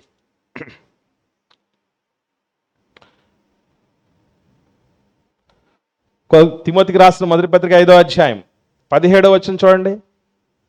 17, 18 వర్షాలు కడప బాంబు పేలినట్టు ఉంటుందండి ఇవన్నీ చూస్తుంటే. చూద్దాం. బాగుగా పాలన చేయి పెద్దలను విశేషంగా వాక్యమందు ఉపదేశమందు ప్రయాసపడు వారిని రెట్టింపు సన్మానమునకు పాత్రలుగా ఎంచాలి. అక్కడికే ఆగిపోతాం మనం. అక్కడ జర్రన బ్రేక్ పడిపోద్ది. రెట్టింపు సన్మానానికి పాత్రుడు కాబట్టి ఏం చేద్దాం మనం ఇప్పుడు? దండాపై శాలువ కప్పు, అయిపోయింది. ఖేల్ కథం దుకాన్ బంద్ అనుకుంటాం. అసలు సన్మానించడం అంటే కిందకు చెప్పాడు మాట, 18 వచ్చి చదువుదాం. నూర్చెడి ఎద్దు మూతికి చిక్కము వేయవద్దు అని లేఖనము చెప్పుచున్నది, మరియు పనివాడు తన జీతమునకు అదన్న మాట. సన్మానం అంటే ఏంటి? అయ్యగారికి సన్మానం అంటే ఏంటి? సంఘం కోసం, సేవ కోసం పరిచర్య చేస్తూ, ప్రార్థనలు చేస్తూ, వాక్యం చెబుతూ, చెప్పిస్తూ, భోజనాలు పెట్టిస్తూ, పబ్లిసిటీ ఇప్పిస్తూ ఇది చేస్తుంటాడే. ఈ చేసిన ఆయనకి ఏం చేయాలి? సాయం. దాన్నే ఏమంటారు? ఆ సాయం చేయటాన్ని సన్మానం అంటారు. ఇప్పుడు మీ సేవకుడికి ఎన్నిసార్లు చేశారు ఎట్లా సన్మానం చెప్పండి? అంటే శాలువ 200, 300 అవుద్ది, దండం 100, 200 అవుద్ది, అంతా కలిపి 500. అది వేస్తే అయిపో చేసుకుంటున్నాం మనం. దానికి 1 కిలో మటన్ రాదండి. పోనీ 500 అన్నా ఇస్తే 1/2 కిలో మటన్ అన్నా వస్తే దాన్ని ఏం చేసుకుంటాడు అక్కడ తీసుకుపోయి? మీరు చెప్పండి, ఆలోచన చేయండి. దేవుడు చెప్తున్నాడా? ఎవరు చెప్తున్నారు మాట ఇది? అంటే బలహీన విశ్వాసులంటే ఎవరంటే మనము. ఇది మన బాధ్యత. దీంట్లో ఈ పరసంబంధమైన సేవలో పాల్పంపులు పొందితే మనకు కూడా మేలు. దేవుడు ఒక మాట అంటాడు. గలతీయులకు రాసిన పత్రిక 6వ అధ్యాయం చూద్దాం. గలతీయులకు రాసిన పత్రిక 6వ అధ్యాయంలో ఒక మంచి మాట ఉంది.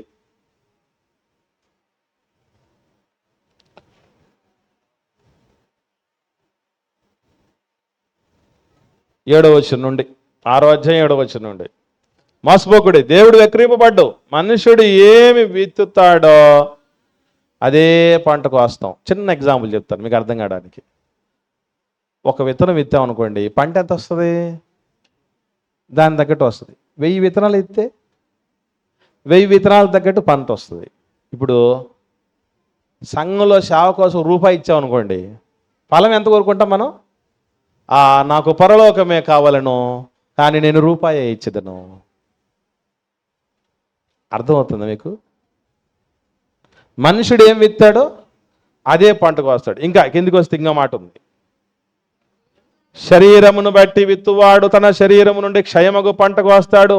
ఆత్మను బట్టి విత్తువాడు ఆత్మ నుండి నిత్య జీవమును పంటకు వస్తాడు. అంటే ఎంత చేస్తే అంత ప్రతిఫలం. అది దేవుడు చెప్తున్న మాట. కాబట్టి మనం గుర్తుపెట్టుకోవాల్సిన విషయం ఒకటే, విశ్వాసులు బలహీనులుగా ఉన్నప్పుడు దైవజనుడు కార్యక్రమాలు మీదేసుకుంటాడు. ఇప్పుడు నేను సమస్యలో ఉన్నానని చెప్పానే, దేనికోసం అంటే మా సంఘంలో కనీసం ఒక 60% పైచిలుకు వరకు బాగా చేతికొచ్చారు. సేవకుడికి సహకారం మనం అందించాలి, ఎందుకంటే మందను కాస్తున్నాడు కదా, మేపుతున్నాడు కదా. దేవుడు బాగా కష్టపడింది, బాగా పొలంలో దున్నేసి వచ్చిందండి. దున్నేసి వచ్చిన తర్వాత ఏం చేస్తాం మనమే? ఇంత గడ్డేస్తాము, ఇంత కొడితి పెడతాము. ఇంకా పాలిచ్చే గేదెను గమనించండి, పాలిచ్చేది బాగా పాలివ్వాలి కాబట్టి గేదెకి ఏం చేయాలి మనం? నేను గడ్డేయను, నేను కొడితి పెట్టను, నేను నీళ్ళు పోయిను, కానీ నీకు పాలు ఇవ్వాల్సిందే అన్నారు అనుకోండి. దీన్నే రాక్షసత్వం అంటారు. అంతేనా? అది రాకూడదు. అంటే మా పిల్లల్లో కొంతమంది మాత్రమే అందుబాటులోనికి ఎదుగుదలలోనికి రాకపోవటాన్ని బట్టి నాకు ఆ కొన్ని సమస్యలు ఉన్నాయి. లేకపోతే ఆ సమస్య కూడా ఉండేది కాదు. అసలు డేరాలు ఎందుకు కుట్టాడు తెలుసా పౌలు గారు? ఎక్కడైతే బలహీన విశ్వాసులు ఉన్నారో అక్కడ వాళ్ళు ఇవ్వలేరు కాబట్టి, ఇవ్వకపోయిన కారణాన్ని బట్టి డేరాలు కొట్టి సంపాదించేవాడు. ఇచ్చే వాళ్ళ దగ్గర డేరాలు ఏమి లేవు, డేరాలు కొట్టడాలు ఏమీ లేవు. డేరాల కింద చక్కగా చల్లగా రెస్ట్ తీసుకోవటమే. అదే మనం చూసాం ఇంతకుముందు ఫిలిప్పీలు రాసిన పత్రికలు అంతా. కాబట్టి దైవజనుడికి మూడవ కారణం ఏంటది? మొదటిది, ఇద్దరికి కామన్గా ఉండే 2 సమస్యలు ఏంటి? ప్రకృతి వైపరీత్యాలను బట్టో లేదా హింసలను బట్టో, ఈ 2 కారణాలను బట్టి ఇద్దరికి కామన్గా వస్తాయి. మూడో సమస్య, ఆర్థిక సమస్య దైవజనుడికి ఎప్పుడు వస్తుంది అంటే, కొంతమంది ఇప్పుడు నేనే ఉన్నాను, నేను జాబ్ ఎందుకు చేస్తున్నాను, అన్న పని ఎందుకు చేస్తున్నాడు తెలుసా మీకు? అసలు దైవజనుడిని ఎదిగినటువంటి వాళ్ళు అని అంటే, అరే ఇన్ని కుటుంబాలని అన్ని దగ్గర ఉండి చూసుకున్నటువంటి పరిస్థితులు అని. సేవకుడు అంటే ఎంత పరిస్థితి, ఎంత సవాలకరమైంది తెలుసా మీకు? ఎప్పుడైనా మన ప్రాబ్లమ్స్ అన్నీ చెప్తాం ఆయనకి. ఆయన ప్రాబ్లమ్స్ ఎప్పుడైనా మనం చెప్పాడా? నాన్నకి అన్ని మన ప్రాబ్లమ్స్ అన్ని నాన్నకి చెప్తాం. నాన్న మనకి ఎప్పుడు చెప్పడు, చెప్తే సత్తాం. వామ్మో ఇన్ని పెట్టుకొని ఉన్నావా నాన్న అని. పోనీ ఏదైనా తండ్రులు దినోత్సవం రోజున అడిగాను నాన్న ఎప్పుడన్నా, డాడీ నీకేమైనా ప్రాబ్లమ్స్ ఉన్నావు చెప్పని. అమ్మా ఆమె నిద్రపోతాను లేపుతలేమని అయిపోయిందమ్మా, ప్రశాంతంగా నిద్రపోతున్న తర్వాత. ఏ రోజైనా మన ప్రాబ్లమ్స్ వాళ్ళు మనం అడగం, అసలు ఆలోచన చేయం. వాళ్ళు కూడా మనుషులేని తెలియదు మనకే. వేదిక మీద సింహంలా అటు ఉండేవాడిని చూస్తాం, వెనకలన్నీ కత్తిపోట్లన్నీ ఉంటాయి, వాళ్ళకి చాలా ఉంటాయి. ఎన్నో సమస్యల్లో ఉన్నానని చెప్తాడు పౌలు గారు. అంత మహనీయుడు, అంత బాగా తెలిసినవాడు, అంత అద్భుతాలు చేసాడు, అంత సూచకులు చేసేవాడు, చచ్చిపోయినోడు లేపినోడికి ఎన్ని సమస్యలు ఉంటే ఏమి చేయనివాళ్ళు మాకెన్ని ఉంటాయి ఏమండి? హాలిడేస్ అండి, హాలిడేస్ ఏప్రిల్ నెల 24వ తారీఖు నుంచి మొదలైతే అప్పటి నుంచి ఇప్పటిదాకా రెస్ట్ చేయలేదు నాకు. పరిచర్లో తిరుగుతున్నాను, భార్య ఉంది, పిల్లలు ఉన్నారు, సంపాదన ఉంది, ప్రశాంతంగా ఉండొచ్చు. నన్ను ఎవరు ఉరిదీరు, నేను రానయ్యా మీటింగ్ అంటే. ఎందుకు? భారం. తెలియని వాళ్ళు ఎంతోమంది ఉన్నారు, ఇబ్బందుల్లో ఉన్నటువంటి వాళ్ళు ఉన్నారు, నా వాళ్లే కదా. నేను చెప్పకుండా పాతేసుకుంటే నాకేమొస్తుంది అని భార్యను సముదాయించుకొని, పిల్లలను సముదాయించుకొని, దేహాన్ని సముదాయించుకొని 100 కిలోల బాడీ ఉంది ఇది.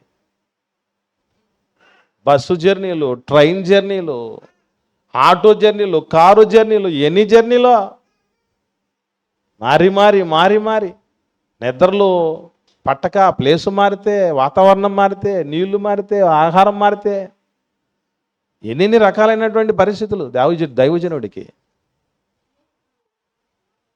కాబట్టి చాలా ప్రాబ్లమ్స్ ఉంటాయి. ఒకరిద్దరు పిల్లల్ని మనం చూసుకోలేకపోతాం. ఇంతమంది పిల్లల్ని చూసుకోవాలంటే ఎంత కష్టం అండి దైవజనుడికి. మళ్ళీ 1-2 చిన్నపిల్లలు ఏంటి మీరు? పొరకో బుద్ధి జహోకోరు వచ్చి పొరకో బుద్ధి అంట. రకరకాల మినీ ప్రపంచం సంఘం అంటే. ఒకరికి కుటుంబ సమస్యలు ఉంటాయి, ఒకరికి ఆర్థిక సమస్యలు ఉంటాయి, మరొకరికి యవ్వన సమస్యలు ఉంటాయి, ఒకరికి అంద సమస్యలు ఉంటాయి, కొందరికి కుటుంబ సమస్యలు, బంధువుల సమస్యలు, ఉద్యోగ సమస్యలు, ప్రమోషన్ సమస్యలు, అన్ని సమస్యలే. ఈ సమస్యలన్నీ ఒక్కడ మీద పడే పరిస్థితి ఉంటే, అందుకే మీరు చూడండి, ఉద్యోగం చేసుకుంటూ సేవ చేస్తున్న సంఘం అంత బలంగా ఉండదు. బాగా గమనించుకోండి. బాలంటే ఎందుకు? ఆయన ఉద్యోగం చేయాలి, సంఘం చూసుకోవాలి, పని చేసుకోవాలి, సంఘం చూసుకోవాలి. ఏమవుద్ది? ఇంట్లోనే ఉండి అమ్మ కాచిపెట్టుకొని బిడ్డను చూసుకుంటే బిడ్డ బాగా ఎదుగుతుందా? ఉదయం ఇంత పాలు ఇచ్చేసి పనికి పోయి మళ్ళీ సాయంత్రం వచ్చేసరికి బిడ్డ బాగుంటుంది? చెప్పండి. అది కాబట్టి విశ్వాసంలో బలహీనులైనటువంటి పరిస్థితుల్లో విశ్వాసులు ఉంటే అప్పుడు మూడవ కారణం, ఆయన పని అయితే జరగాల్సిందే కదా, సేవ అయితే జరగాల్సిందే కదా, కార్యాలయం అయితే జరగాల్సిందే కదా. ఇప్పుడు చిన్న ఎగ్జాంపుల్ చెప్తాను మీకు, బాగా ఆలోచన చేసి చెప్పండి. లేఖనాల పరిశోధన నెక్స్ట్ 51 చేయడం బ్రదర్ కాసేపు మర్చిపోయాడు అనుకుందాం. యోసేపు గారు మర్చిపోయారు అనుకుందాం. లాస్ట్ది ఎంత టైం పడిందన్న గ్యాప్? ఇంతకుముందు లేఖనాల పరిశోధన నెల చేస్తారు కదా అన్న, 1 నెల 2 నెలలు మర్చిపోయారు అనుకోండి, నేను చెప్తున్నాను మీలో ఏ ఒక్కరు జ్ఞాపకం చేయరు. ఎందుకు చేయరు తెలుసా? చేస్తే ఒకవేళ బ్రదరు కష్టం ఉంది బ్రదర్ అని అనుకోండి, మా నెత్తి మీద పడుతుంది. మాకెందుకు అది? మిన్నకుంటే పోలే. నేను కూడా మా పిల్లల్ని చూసా, యానివర్సరీ ఒకసారి డిలే చేశా, చేయకుండా ఒక్కడంటే ఒక్కడు మన యానివర్సరీ మర్చిపోయేవాడరా బాబు నువ్వు అని అడిగినోడు కాదు. ఎందుకు? అడిగితే ప్రస్తుతానికి ఇబ్బంది ఉంది బ్రదరు అని అంటాం. అనవసరంగా ఎందుకు? అవసరమా మనకి? అట్లా విశ్వాసులు బలహీనులుగా ఉండినప్పుడు వాళ్ళని ఎదిగించేంత వరకు, నేను ఒకప్పుడు 100 రూపాయలు ఖర్చు ఉంటే 100 రూపాయలు నాదే, ఇప్పుడు 60 రూపాయల నుంచి 70 రూపాయల దాకా సంఘం చూసుకుంటుంది. నేను ఒక 30 నుంచి 40 రూపాయల వరకు నేను చూసుకుంటున్నా ఖర్చు. అది కూడా ఎందుకు జరుగుతుందంటే విశ్వాసులు బలహీనులు కొంతమంది ఉన్నారు కనుక. వాళ్ళు బలవంతులై ఇదిగా ఆశీర్వాదం ఇచ్చుటే ధన్యం. ఏమండి, మనం పై చేయి సాధించాలంటాం కదా, ఇచ్చేవాడి చేయి ఎట్లుంటుంది? పైన ఉంటుంది. పుచ్చుకునేవాడిది అది. మనం ఎప్పుడైనా దేవుడి దగ్గరికి వచ్చినప్పుడు, దేవా అది ఇచ్చేయి, ఆయన ఇది ఇచ్చేయి, ఏ రోజైనా ఇచ్చేస్తా అంటావా? ఉద్యోగం ఇచ్చే ప్రభువా, అమ్మాయిని ఇచ్చేయి, భార్యని ఇచ్చే ప్రభువా, పిల్లల్ని ఇచ్చే ప్రభువా, అప్పులు తీర్చే ప్రభువా, ఇల్లు కట్టి ప్రభువా. అన్నీ జలగ మాటలే మనకు ఉండేది. జలగకి ఒకటి తెలుసు, రక్తం పీల్చుకోవడమే తెలుసు, రక్తదానం నాకు తెలియదు. ఎప్పుడైనా జలగ రక్తదానం చేసి చూసారా? అది చేయదు. అదే మనం అట్లా లేనప్పుడు, ఆ గుణం లేనప్పుడు సేవకుడికి తప్పదు కార్యక్రమాలు చేయటం. అప్పుడు ఆయన సమస్యలో కూరుకుంటాడు. అట్టి సమస్యలను బట్టి దేవుడు ఏ రోజు అరే నువ్వు తప్పు చేస్తున్నావు అని సేవకుడిని అనడు. ఎందుకు? అది విశ్వాసుల తప్పు. ఈ 3 కారణాల నుంచి కాకుండా సేవకుడు 4వ కారణం తప్పులు పాలయ్యాడు అనుకోండి, ఆయనకు కూడా కొన్ని బలహీనతలు ఉంటాయి. ఎట్లాగా? ఆ సేవకుడి కారు ఉంది, నాకు కారు కావాలి అని అప్పులు చేస్తాడు. ఆయనకు పెద్ద ఇల్లు ఉంది, నాకు ఇల్లు కావాలి అని అప్పులు చేస్తాడు. ఆయన చర్చిలో పెద్ద టీవీ ఉంది, నాకు లేదు అని అప్పులు చేస్తాడు. ఆయన చర్చిలో కెమెరా ఉంది, లైవ్ ఉంది, ల్యాప్టాప్ ఉంది, నా చర్చిలో లేదు కాబట్టి అప్పు చేస్తాడు. నా చర్చి పైన పెంకులు ఉన్నాయి, ఈయన చర్చికి కప్పు ఉంది, కప్పు కింద ఇంకోటి ఏముంది?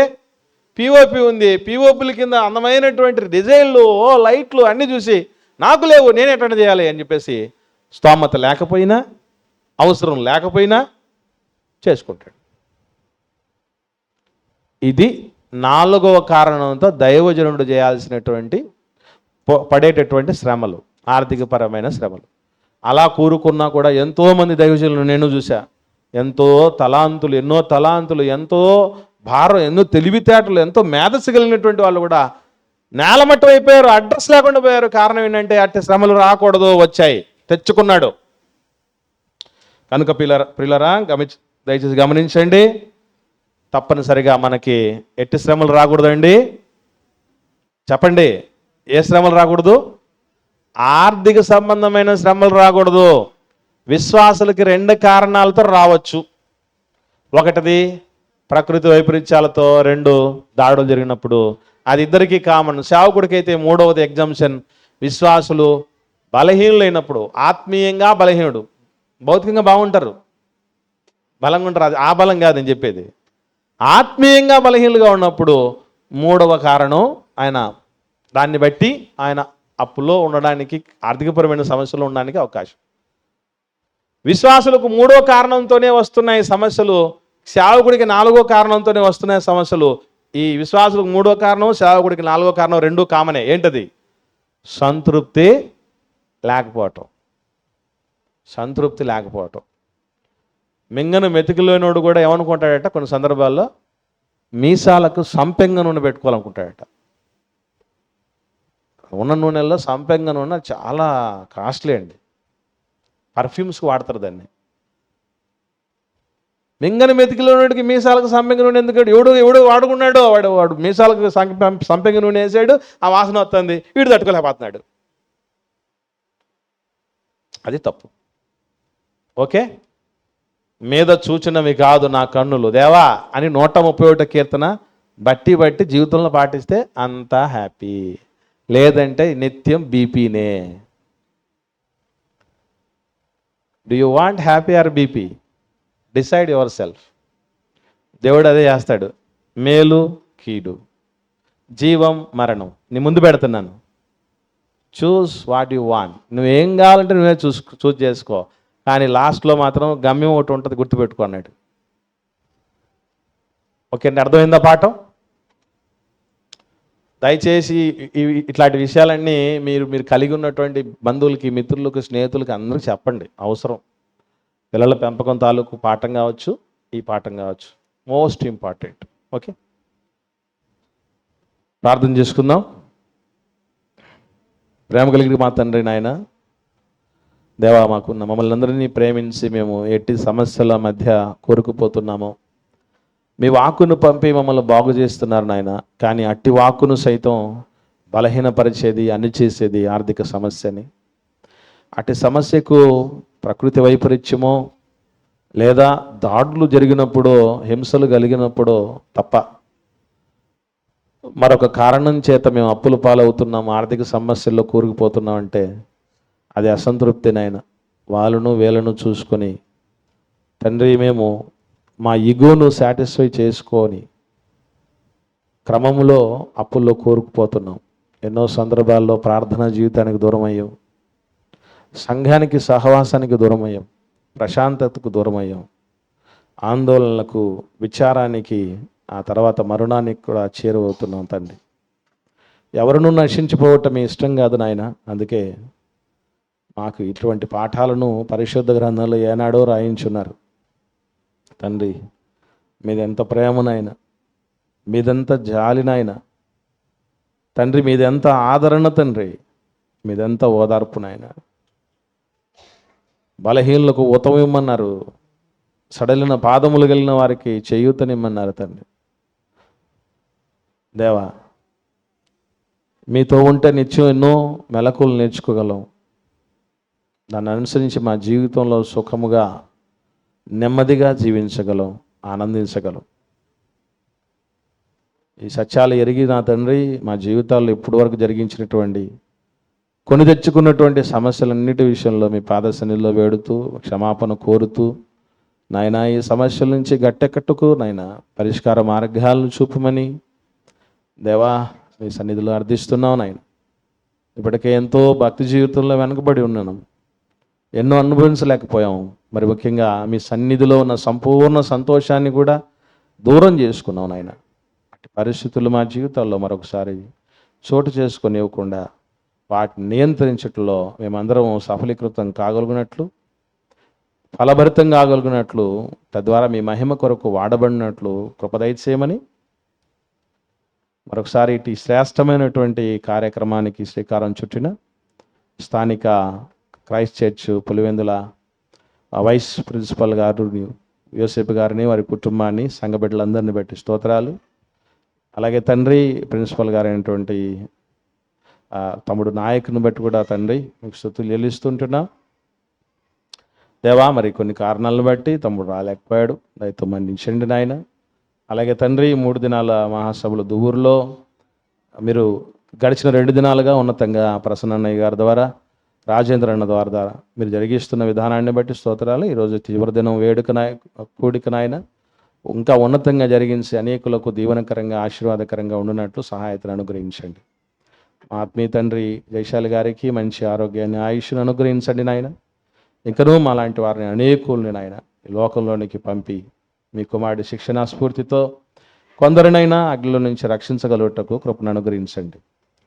మేము పడ్డ గుంటల్లో నుంచి రక్షించటంలోనైనా మరి మీ కుమారుడు యొక్క ఆరోగ్యం, ఆయుష్ ఇంకా నడిపింపు మాకు ఎంత అవసరమైనటువంటి కృప చూపించి దయపాలించండి. అలాగే తండ్రి ఆ ప్రాంతాల నుంచి వచ్చిన మీ బిడ్డల్ని క్షేమకరంగా వారి గమ్యానికి చేరు పర్యంతము మీ కృపా కాపుదలను అనుగ్రహించి నీతి ఫలములు పొందుకొని నాయన న్యాయబద్ధమైనటువంటి ప్రతి కోరికను తీర్చి తద్వారా మీరు మహిమ, ఘనత, ప్రభావం పొందుకొనమని ప్రాధేయపడుతూ యేసుక్రీస్తు ప్రభువుల వారి పరిశుద్ధమైన నామములో ఈ ప్రార్థన మీకు సమర్పించి పొందుకొని ఉన్నాము తండ్రి. ఆమేన్.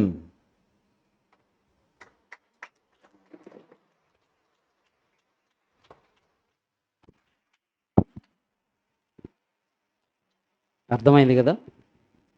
క్రైస్తవులకు ఎట్టి శ్రమలు రాకూడదు, జాగ్రత్త పడండి. ఇప్పటి వరకు ఒకవేళ అందులో ఉంటే ఎక్కడి నుంచి అయినా బయటకు వచ్చేదానికి తేరుకొని ఆత్మీయ జీవితంలో మనం ఆనందంగా ఉండాలి అంటే మనం చేయకూడనివి కొన్ని ఉన్నాయి. దేవుడు ఎన్ని మెలకువలు నేర్పాడండి, ఎంత చక్కగా రాయించాడు, ఎంతమందిని మనకి మార్గంగా పెట్టాడో చూడండి.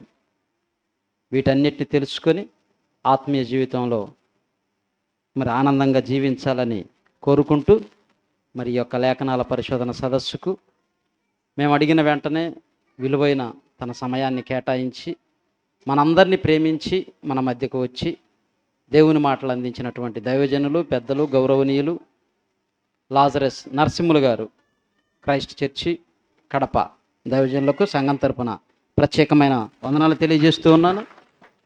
మరి విలువైన సంగతులు అందించిన అన్నయ్య గారికి మరొకసారి మీ యొక్క ఆనందాన్ని చప్పట్ల ద్వారా తెలియపరచవలసిందిగా కోరుచున్నాను. అదేవిధంగా చెప్పిన వెంటనే మన మధ్యకు దూర ప్రాంతం నుంచి వచ్చిన పెద్దిరాజు గారికి కూడా సంఘం తరపున ప్రత్యేకమైన వందనాలు. అదేవిధంగా కడప క్రైస్ట్ చర్చి నుంచి వచ్చినటువంటి చంద్రసార్ గారికి కూడా మా ప్రత్యేకమైన వందనాలు తెలియజేస్తూ ఉన్నాం. ఇంకా మిగిలిన అనేకులు చాలామంది ఉన్నారు, పేరు పేరున చెప్పటం వీలు కాదు కనుక ఈ యొక్క 50వ లేఖనాల పరిశోధన సదస్సుకు విచ్చేసిన మీ అందరికీ కూడా మా మనవిని మన్నించి మా మధ్యకు వచ్చి మీరు చక్కగా ఎంతసేపు ఓపికగా కూర్చొని దేవుని మాటలు విన్నందుకు చాలా సంతోషంగా ఉంది. ఈ సంతోషం కంటిన్యూషన్ కావాలి అంటే ఏం చేస్తే కంటిన్యూషన్ అవుతుంది అమ్మా? విన్నది పాటిస్తే ఆనందం, మీకు ఆనందం, మాకు ఆనందం, మనందరికీ అంటే దేవునికి ఇంకా పరమానందం. కనుక దేవుణ్ణి సంతోషపరిచే వరంగా ఉండాలని కోరుకుంటూ కూడి వచ్చిన మీ అందరికీ కూడా మా ప్రత్యేకమైన వందనాలు. అదేవిధంగా ఈ కార్యక్రమానికి సహాయపడిన వారికి, కష్టపడి పనిచేసిన వారికి, తెర వెనుక ఉండి ఎన్నో పనులను చేసి వంట వండి వడ్డించి కూరగాయలు తెచ్చి చాలామంది సహాయపడ్డారు. సహాయపడిన ప్రతి ఒక్కరికి, అదేవిధంగా ఇది క్లీన్ చేశాడు హనుమయ్య గారు, ఆయన లేడు ఇప్పుడు, ఒక్కడే అందరికంటే ముందు వచ్చాడండి. ఆయన పోలీసు డిపార్ట్మెంట్లో మంచి హోదాలో ఉన్నాడు హనుమయ్య గారు, తెలుసు కదా మీకు, మంచి హోదాలో ఉన్నాడు. మనందరికంటే కూడా వయసులో పెద్దవాడే, వయసులో పెద్దవాడు, అధికారంలో పెద్దవాడు. ఆయన డిపార్ట్మెంట్లో కూడా అలానే ఉంటాడు, తన పైన అధికారులతో కానీ తన కింద ఉన్నటువంటి తోటి ఉద్యోగస్తులతో కానీ. కానీ ఒక్కడే వచ్చి మొత్తం క్లీన్ చేసాడు, ఊడ్చాడు, కసువు జిమ్మాడు, మళ్ళా మనందరికి తినటానికి తెచ్చాడు. ఏంటి? ఎగ్స్ అన్నీ ఆయనే తెచ్చాడు. అలా చక్కగా పనిచేశాడు. మరి అన్నయ్య కూడా ఒకసారి మీరు అందరు చప్పట్లు కొట్టి అభినందించండి. వండి వడ్డించిన ప్రతి ఒక్కరికి కూడా ప్రభు నామములో వందనాలు చెల్లిస్తూ ఆశీర్వాదంతో ఈ కార్యక్రమాన్ని ముగించుకుందాం. చిన్న ప్రార్థన చేసుకుని ఆశీర్వాదం తీసుకుందాం. కళ్ళు మూసుకోండి, ప్రార్థన చేస్తాం. మహాపరిశుద్ధుడు అయిన దేవ, జీవాధిపతి అయిన తండ్రి, మీకు స్తోత్రములయ్యా. మీరు ఇచ్చిన సమయాన్ని బట్టి కృతజ్ఞతలు తండ్రి. మరి ఉదయకాలం మొదలుకొని ఇప్పటి వరకు ఎన్నో గత కొన్ని దినాల ప్రార్థన ప్రతిఫలంగా ఈ కార్యక్రమాన్ని తండ్రి మీ నామానికి మహిమకరముగా, మా అందరికీ దీవెనకరముగా, సంఘానికి ఆశీర్వాదకరముగా, మా ఆత్మీయ జీవితానికి, మా కుటుంబాలకు ఎంతో మేలుకరంగా జరిగించిన విధానమును బట్టి మీకు కృతజ్ఞతలు, స్తుతులు, స్తోత్రములు చెల్లిస్తున్నాము తండ్రి. మా మధ్యకు మీ కుమారుణ్ణి రప్పించి మాకు తెలియని ఎన్నో విలువైన సంగతులను, శ్రేష్టమైన సంగతులను మాకు తెలియచేశారు. అందును బట్టి మీకు కృతజ్ఞతాస్తుతులు చెల్లిస్తూ ఉన్నాం క్రీస్తు పేరిట. తండ్రి మీకు స్తోత్రములు. మరి మీ కుమారుడు నరసింహులు గారిని ఇంకా బహుబలంగా అనేక ప్రాంతాల్లో మీరు వాడుకొని అనేక మంది జీవితాలు, బ్రతుకులు సరిచేసుకొనుటకు సహాయము చేయండి. మరి ఎక్కువగా ప్రయాణాల్లో ఉంటూ ఉన్నాడు, కుటుంబాన్ని విడిచిపెట్టి.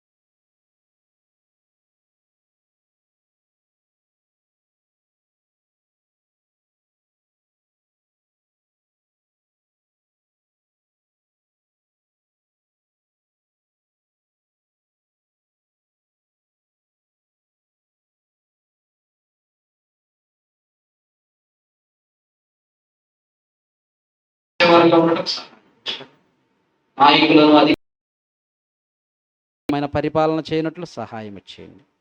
మాపై పెద్దలుగా ఉండి మాకు వాక్యాన్ని నేర్పిస్తూ బలపరుస్తూ ముందుకు నడిపిస్తున్నటువంటి దైవజనులను, పెద్దలను జ్ఞాపకం చేసుకునండి. ఈ సత్య సంబంధమైన వాక్య పరిచర్యలో ఎందరైతే మీ పిల్లలు కష్టపడుతున్నారో తండ్రి, వారిని, వారి కుటుంబాలను జ్ఞాపకం చేసుకోండి. వారు చేస్తున్న మీ పరిచర్యను జ్ఞాపకం చేసుకోండి. ఇంకా అనేక ప్రాంతాలకు విస్తరింపచేయండి. పరిచర్యను దీవించండి, ఆశీర్వదించండి, క్షేమముగా కాపాడమని కోరుకుంటున్నాం తండ్రి. అదేవిధంగా తండ్రి, మా ప్రార్థన అవసరతలు ఎవరైతే కోరి ఉన్నారో వారిని, వారి కుటుంబాలను జ్ఞాపకం చేసుకొనండి. మీ చిత్తానుసారమైన ప్రతి అవసరతను, అక్కరను తీర్చండి. ఈ పరిచర్య తండ్రి 30దంతులుగాను, 60దంతులుగాను, 100అంతులుగాను మీ నామానికి మహిమకరముగా ఫలింపు చేయమని కోరుకుంటూ, వేడుకుంటూ, కష్టపడి పనిచేసిన ప్రతి ఒక్కరిని, సహాయం చేసిన ప్రతి ఒక్కరిని పేరు పేరున మీరు దీవించి ఆశీర్వదించి తగిన ప్రతిఫలమును ప్రసాదించమని మా ప్రభువును రక్షకుడైన యేసుక్రీస్తు వారి ఉన్నతమైన శ్రేష్టమైన నామములో ఈ ప్రార్థన మనవులు అడిగి వేడుకొనుచున్నాము తండ్రి. ఆమెన్.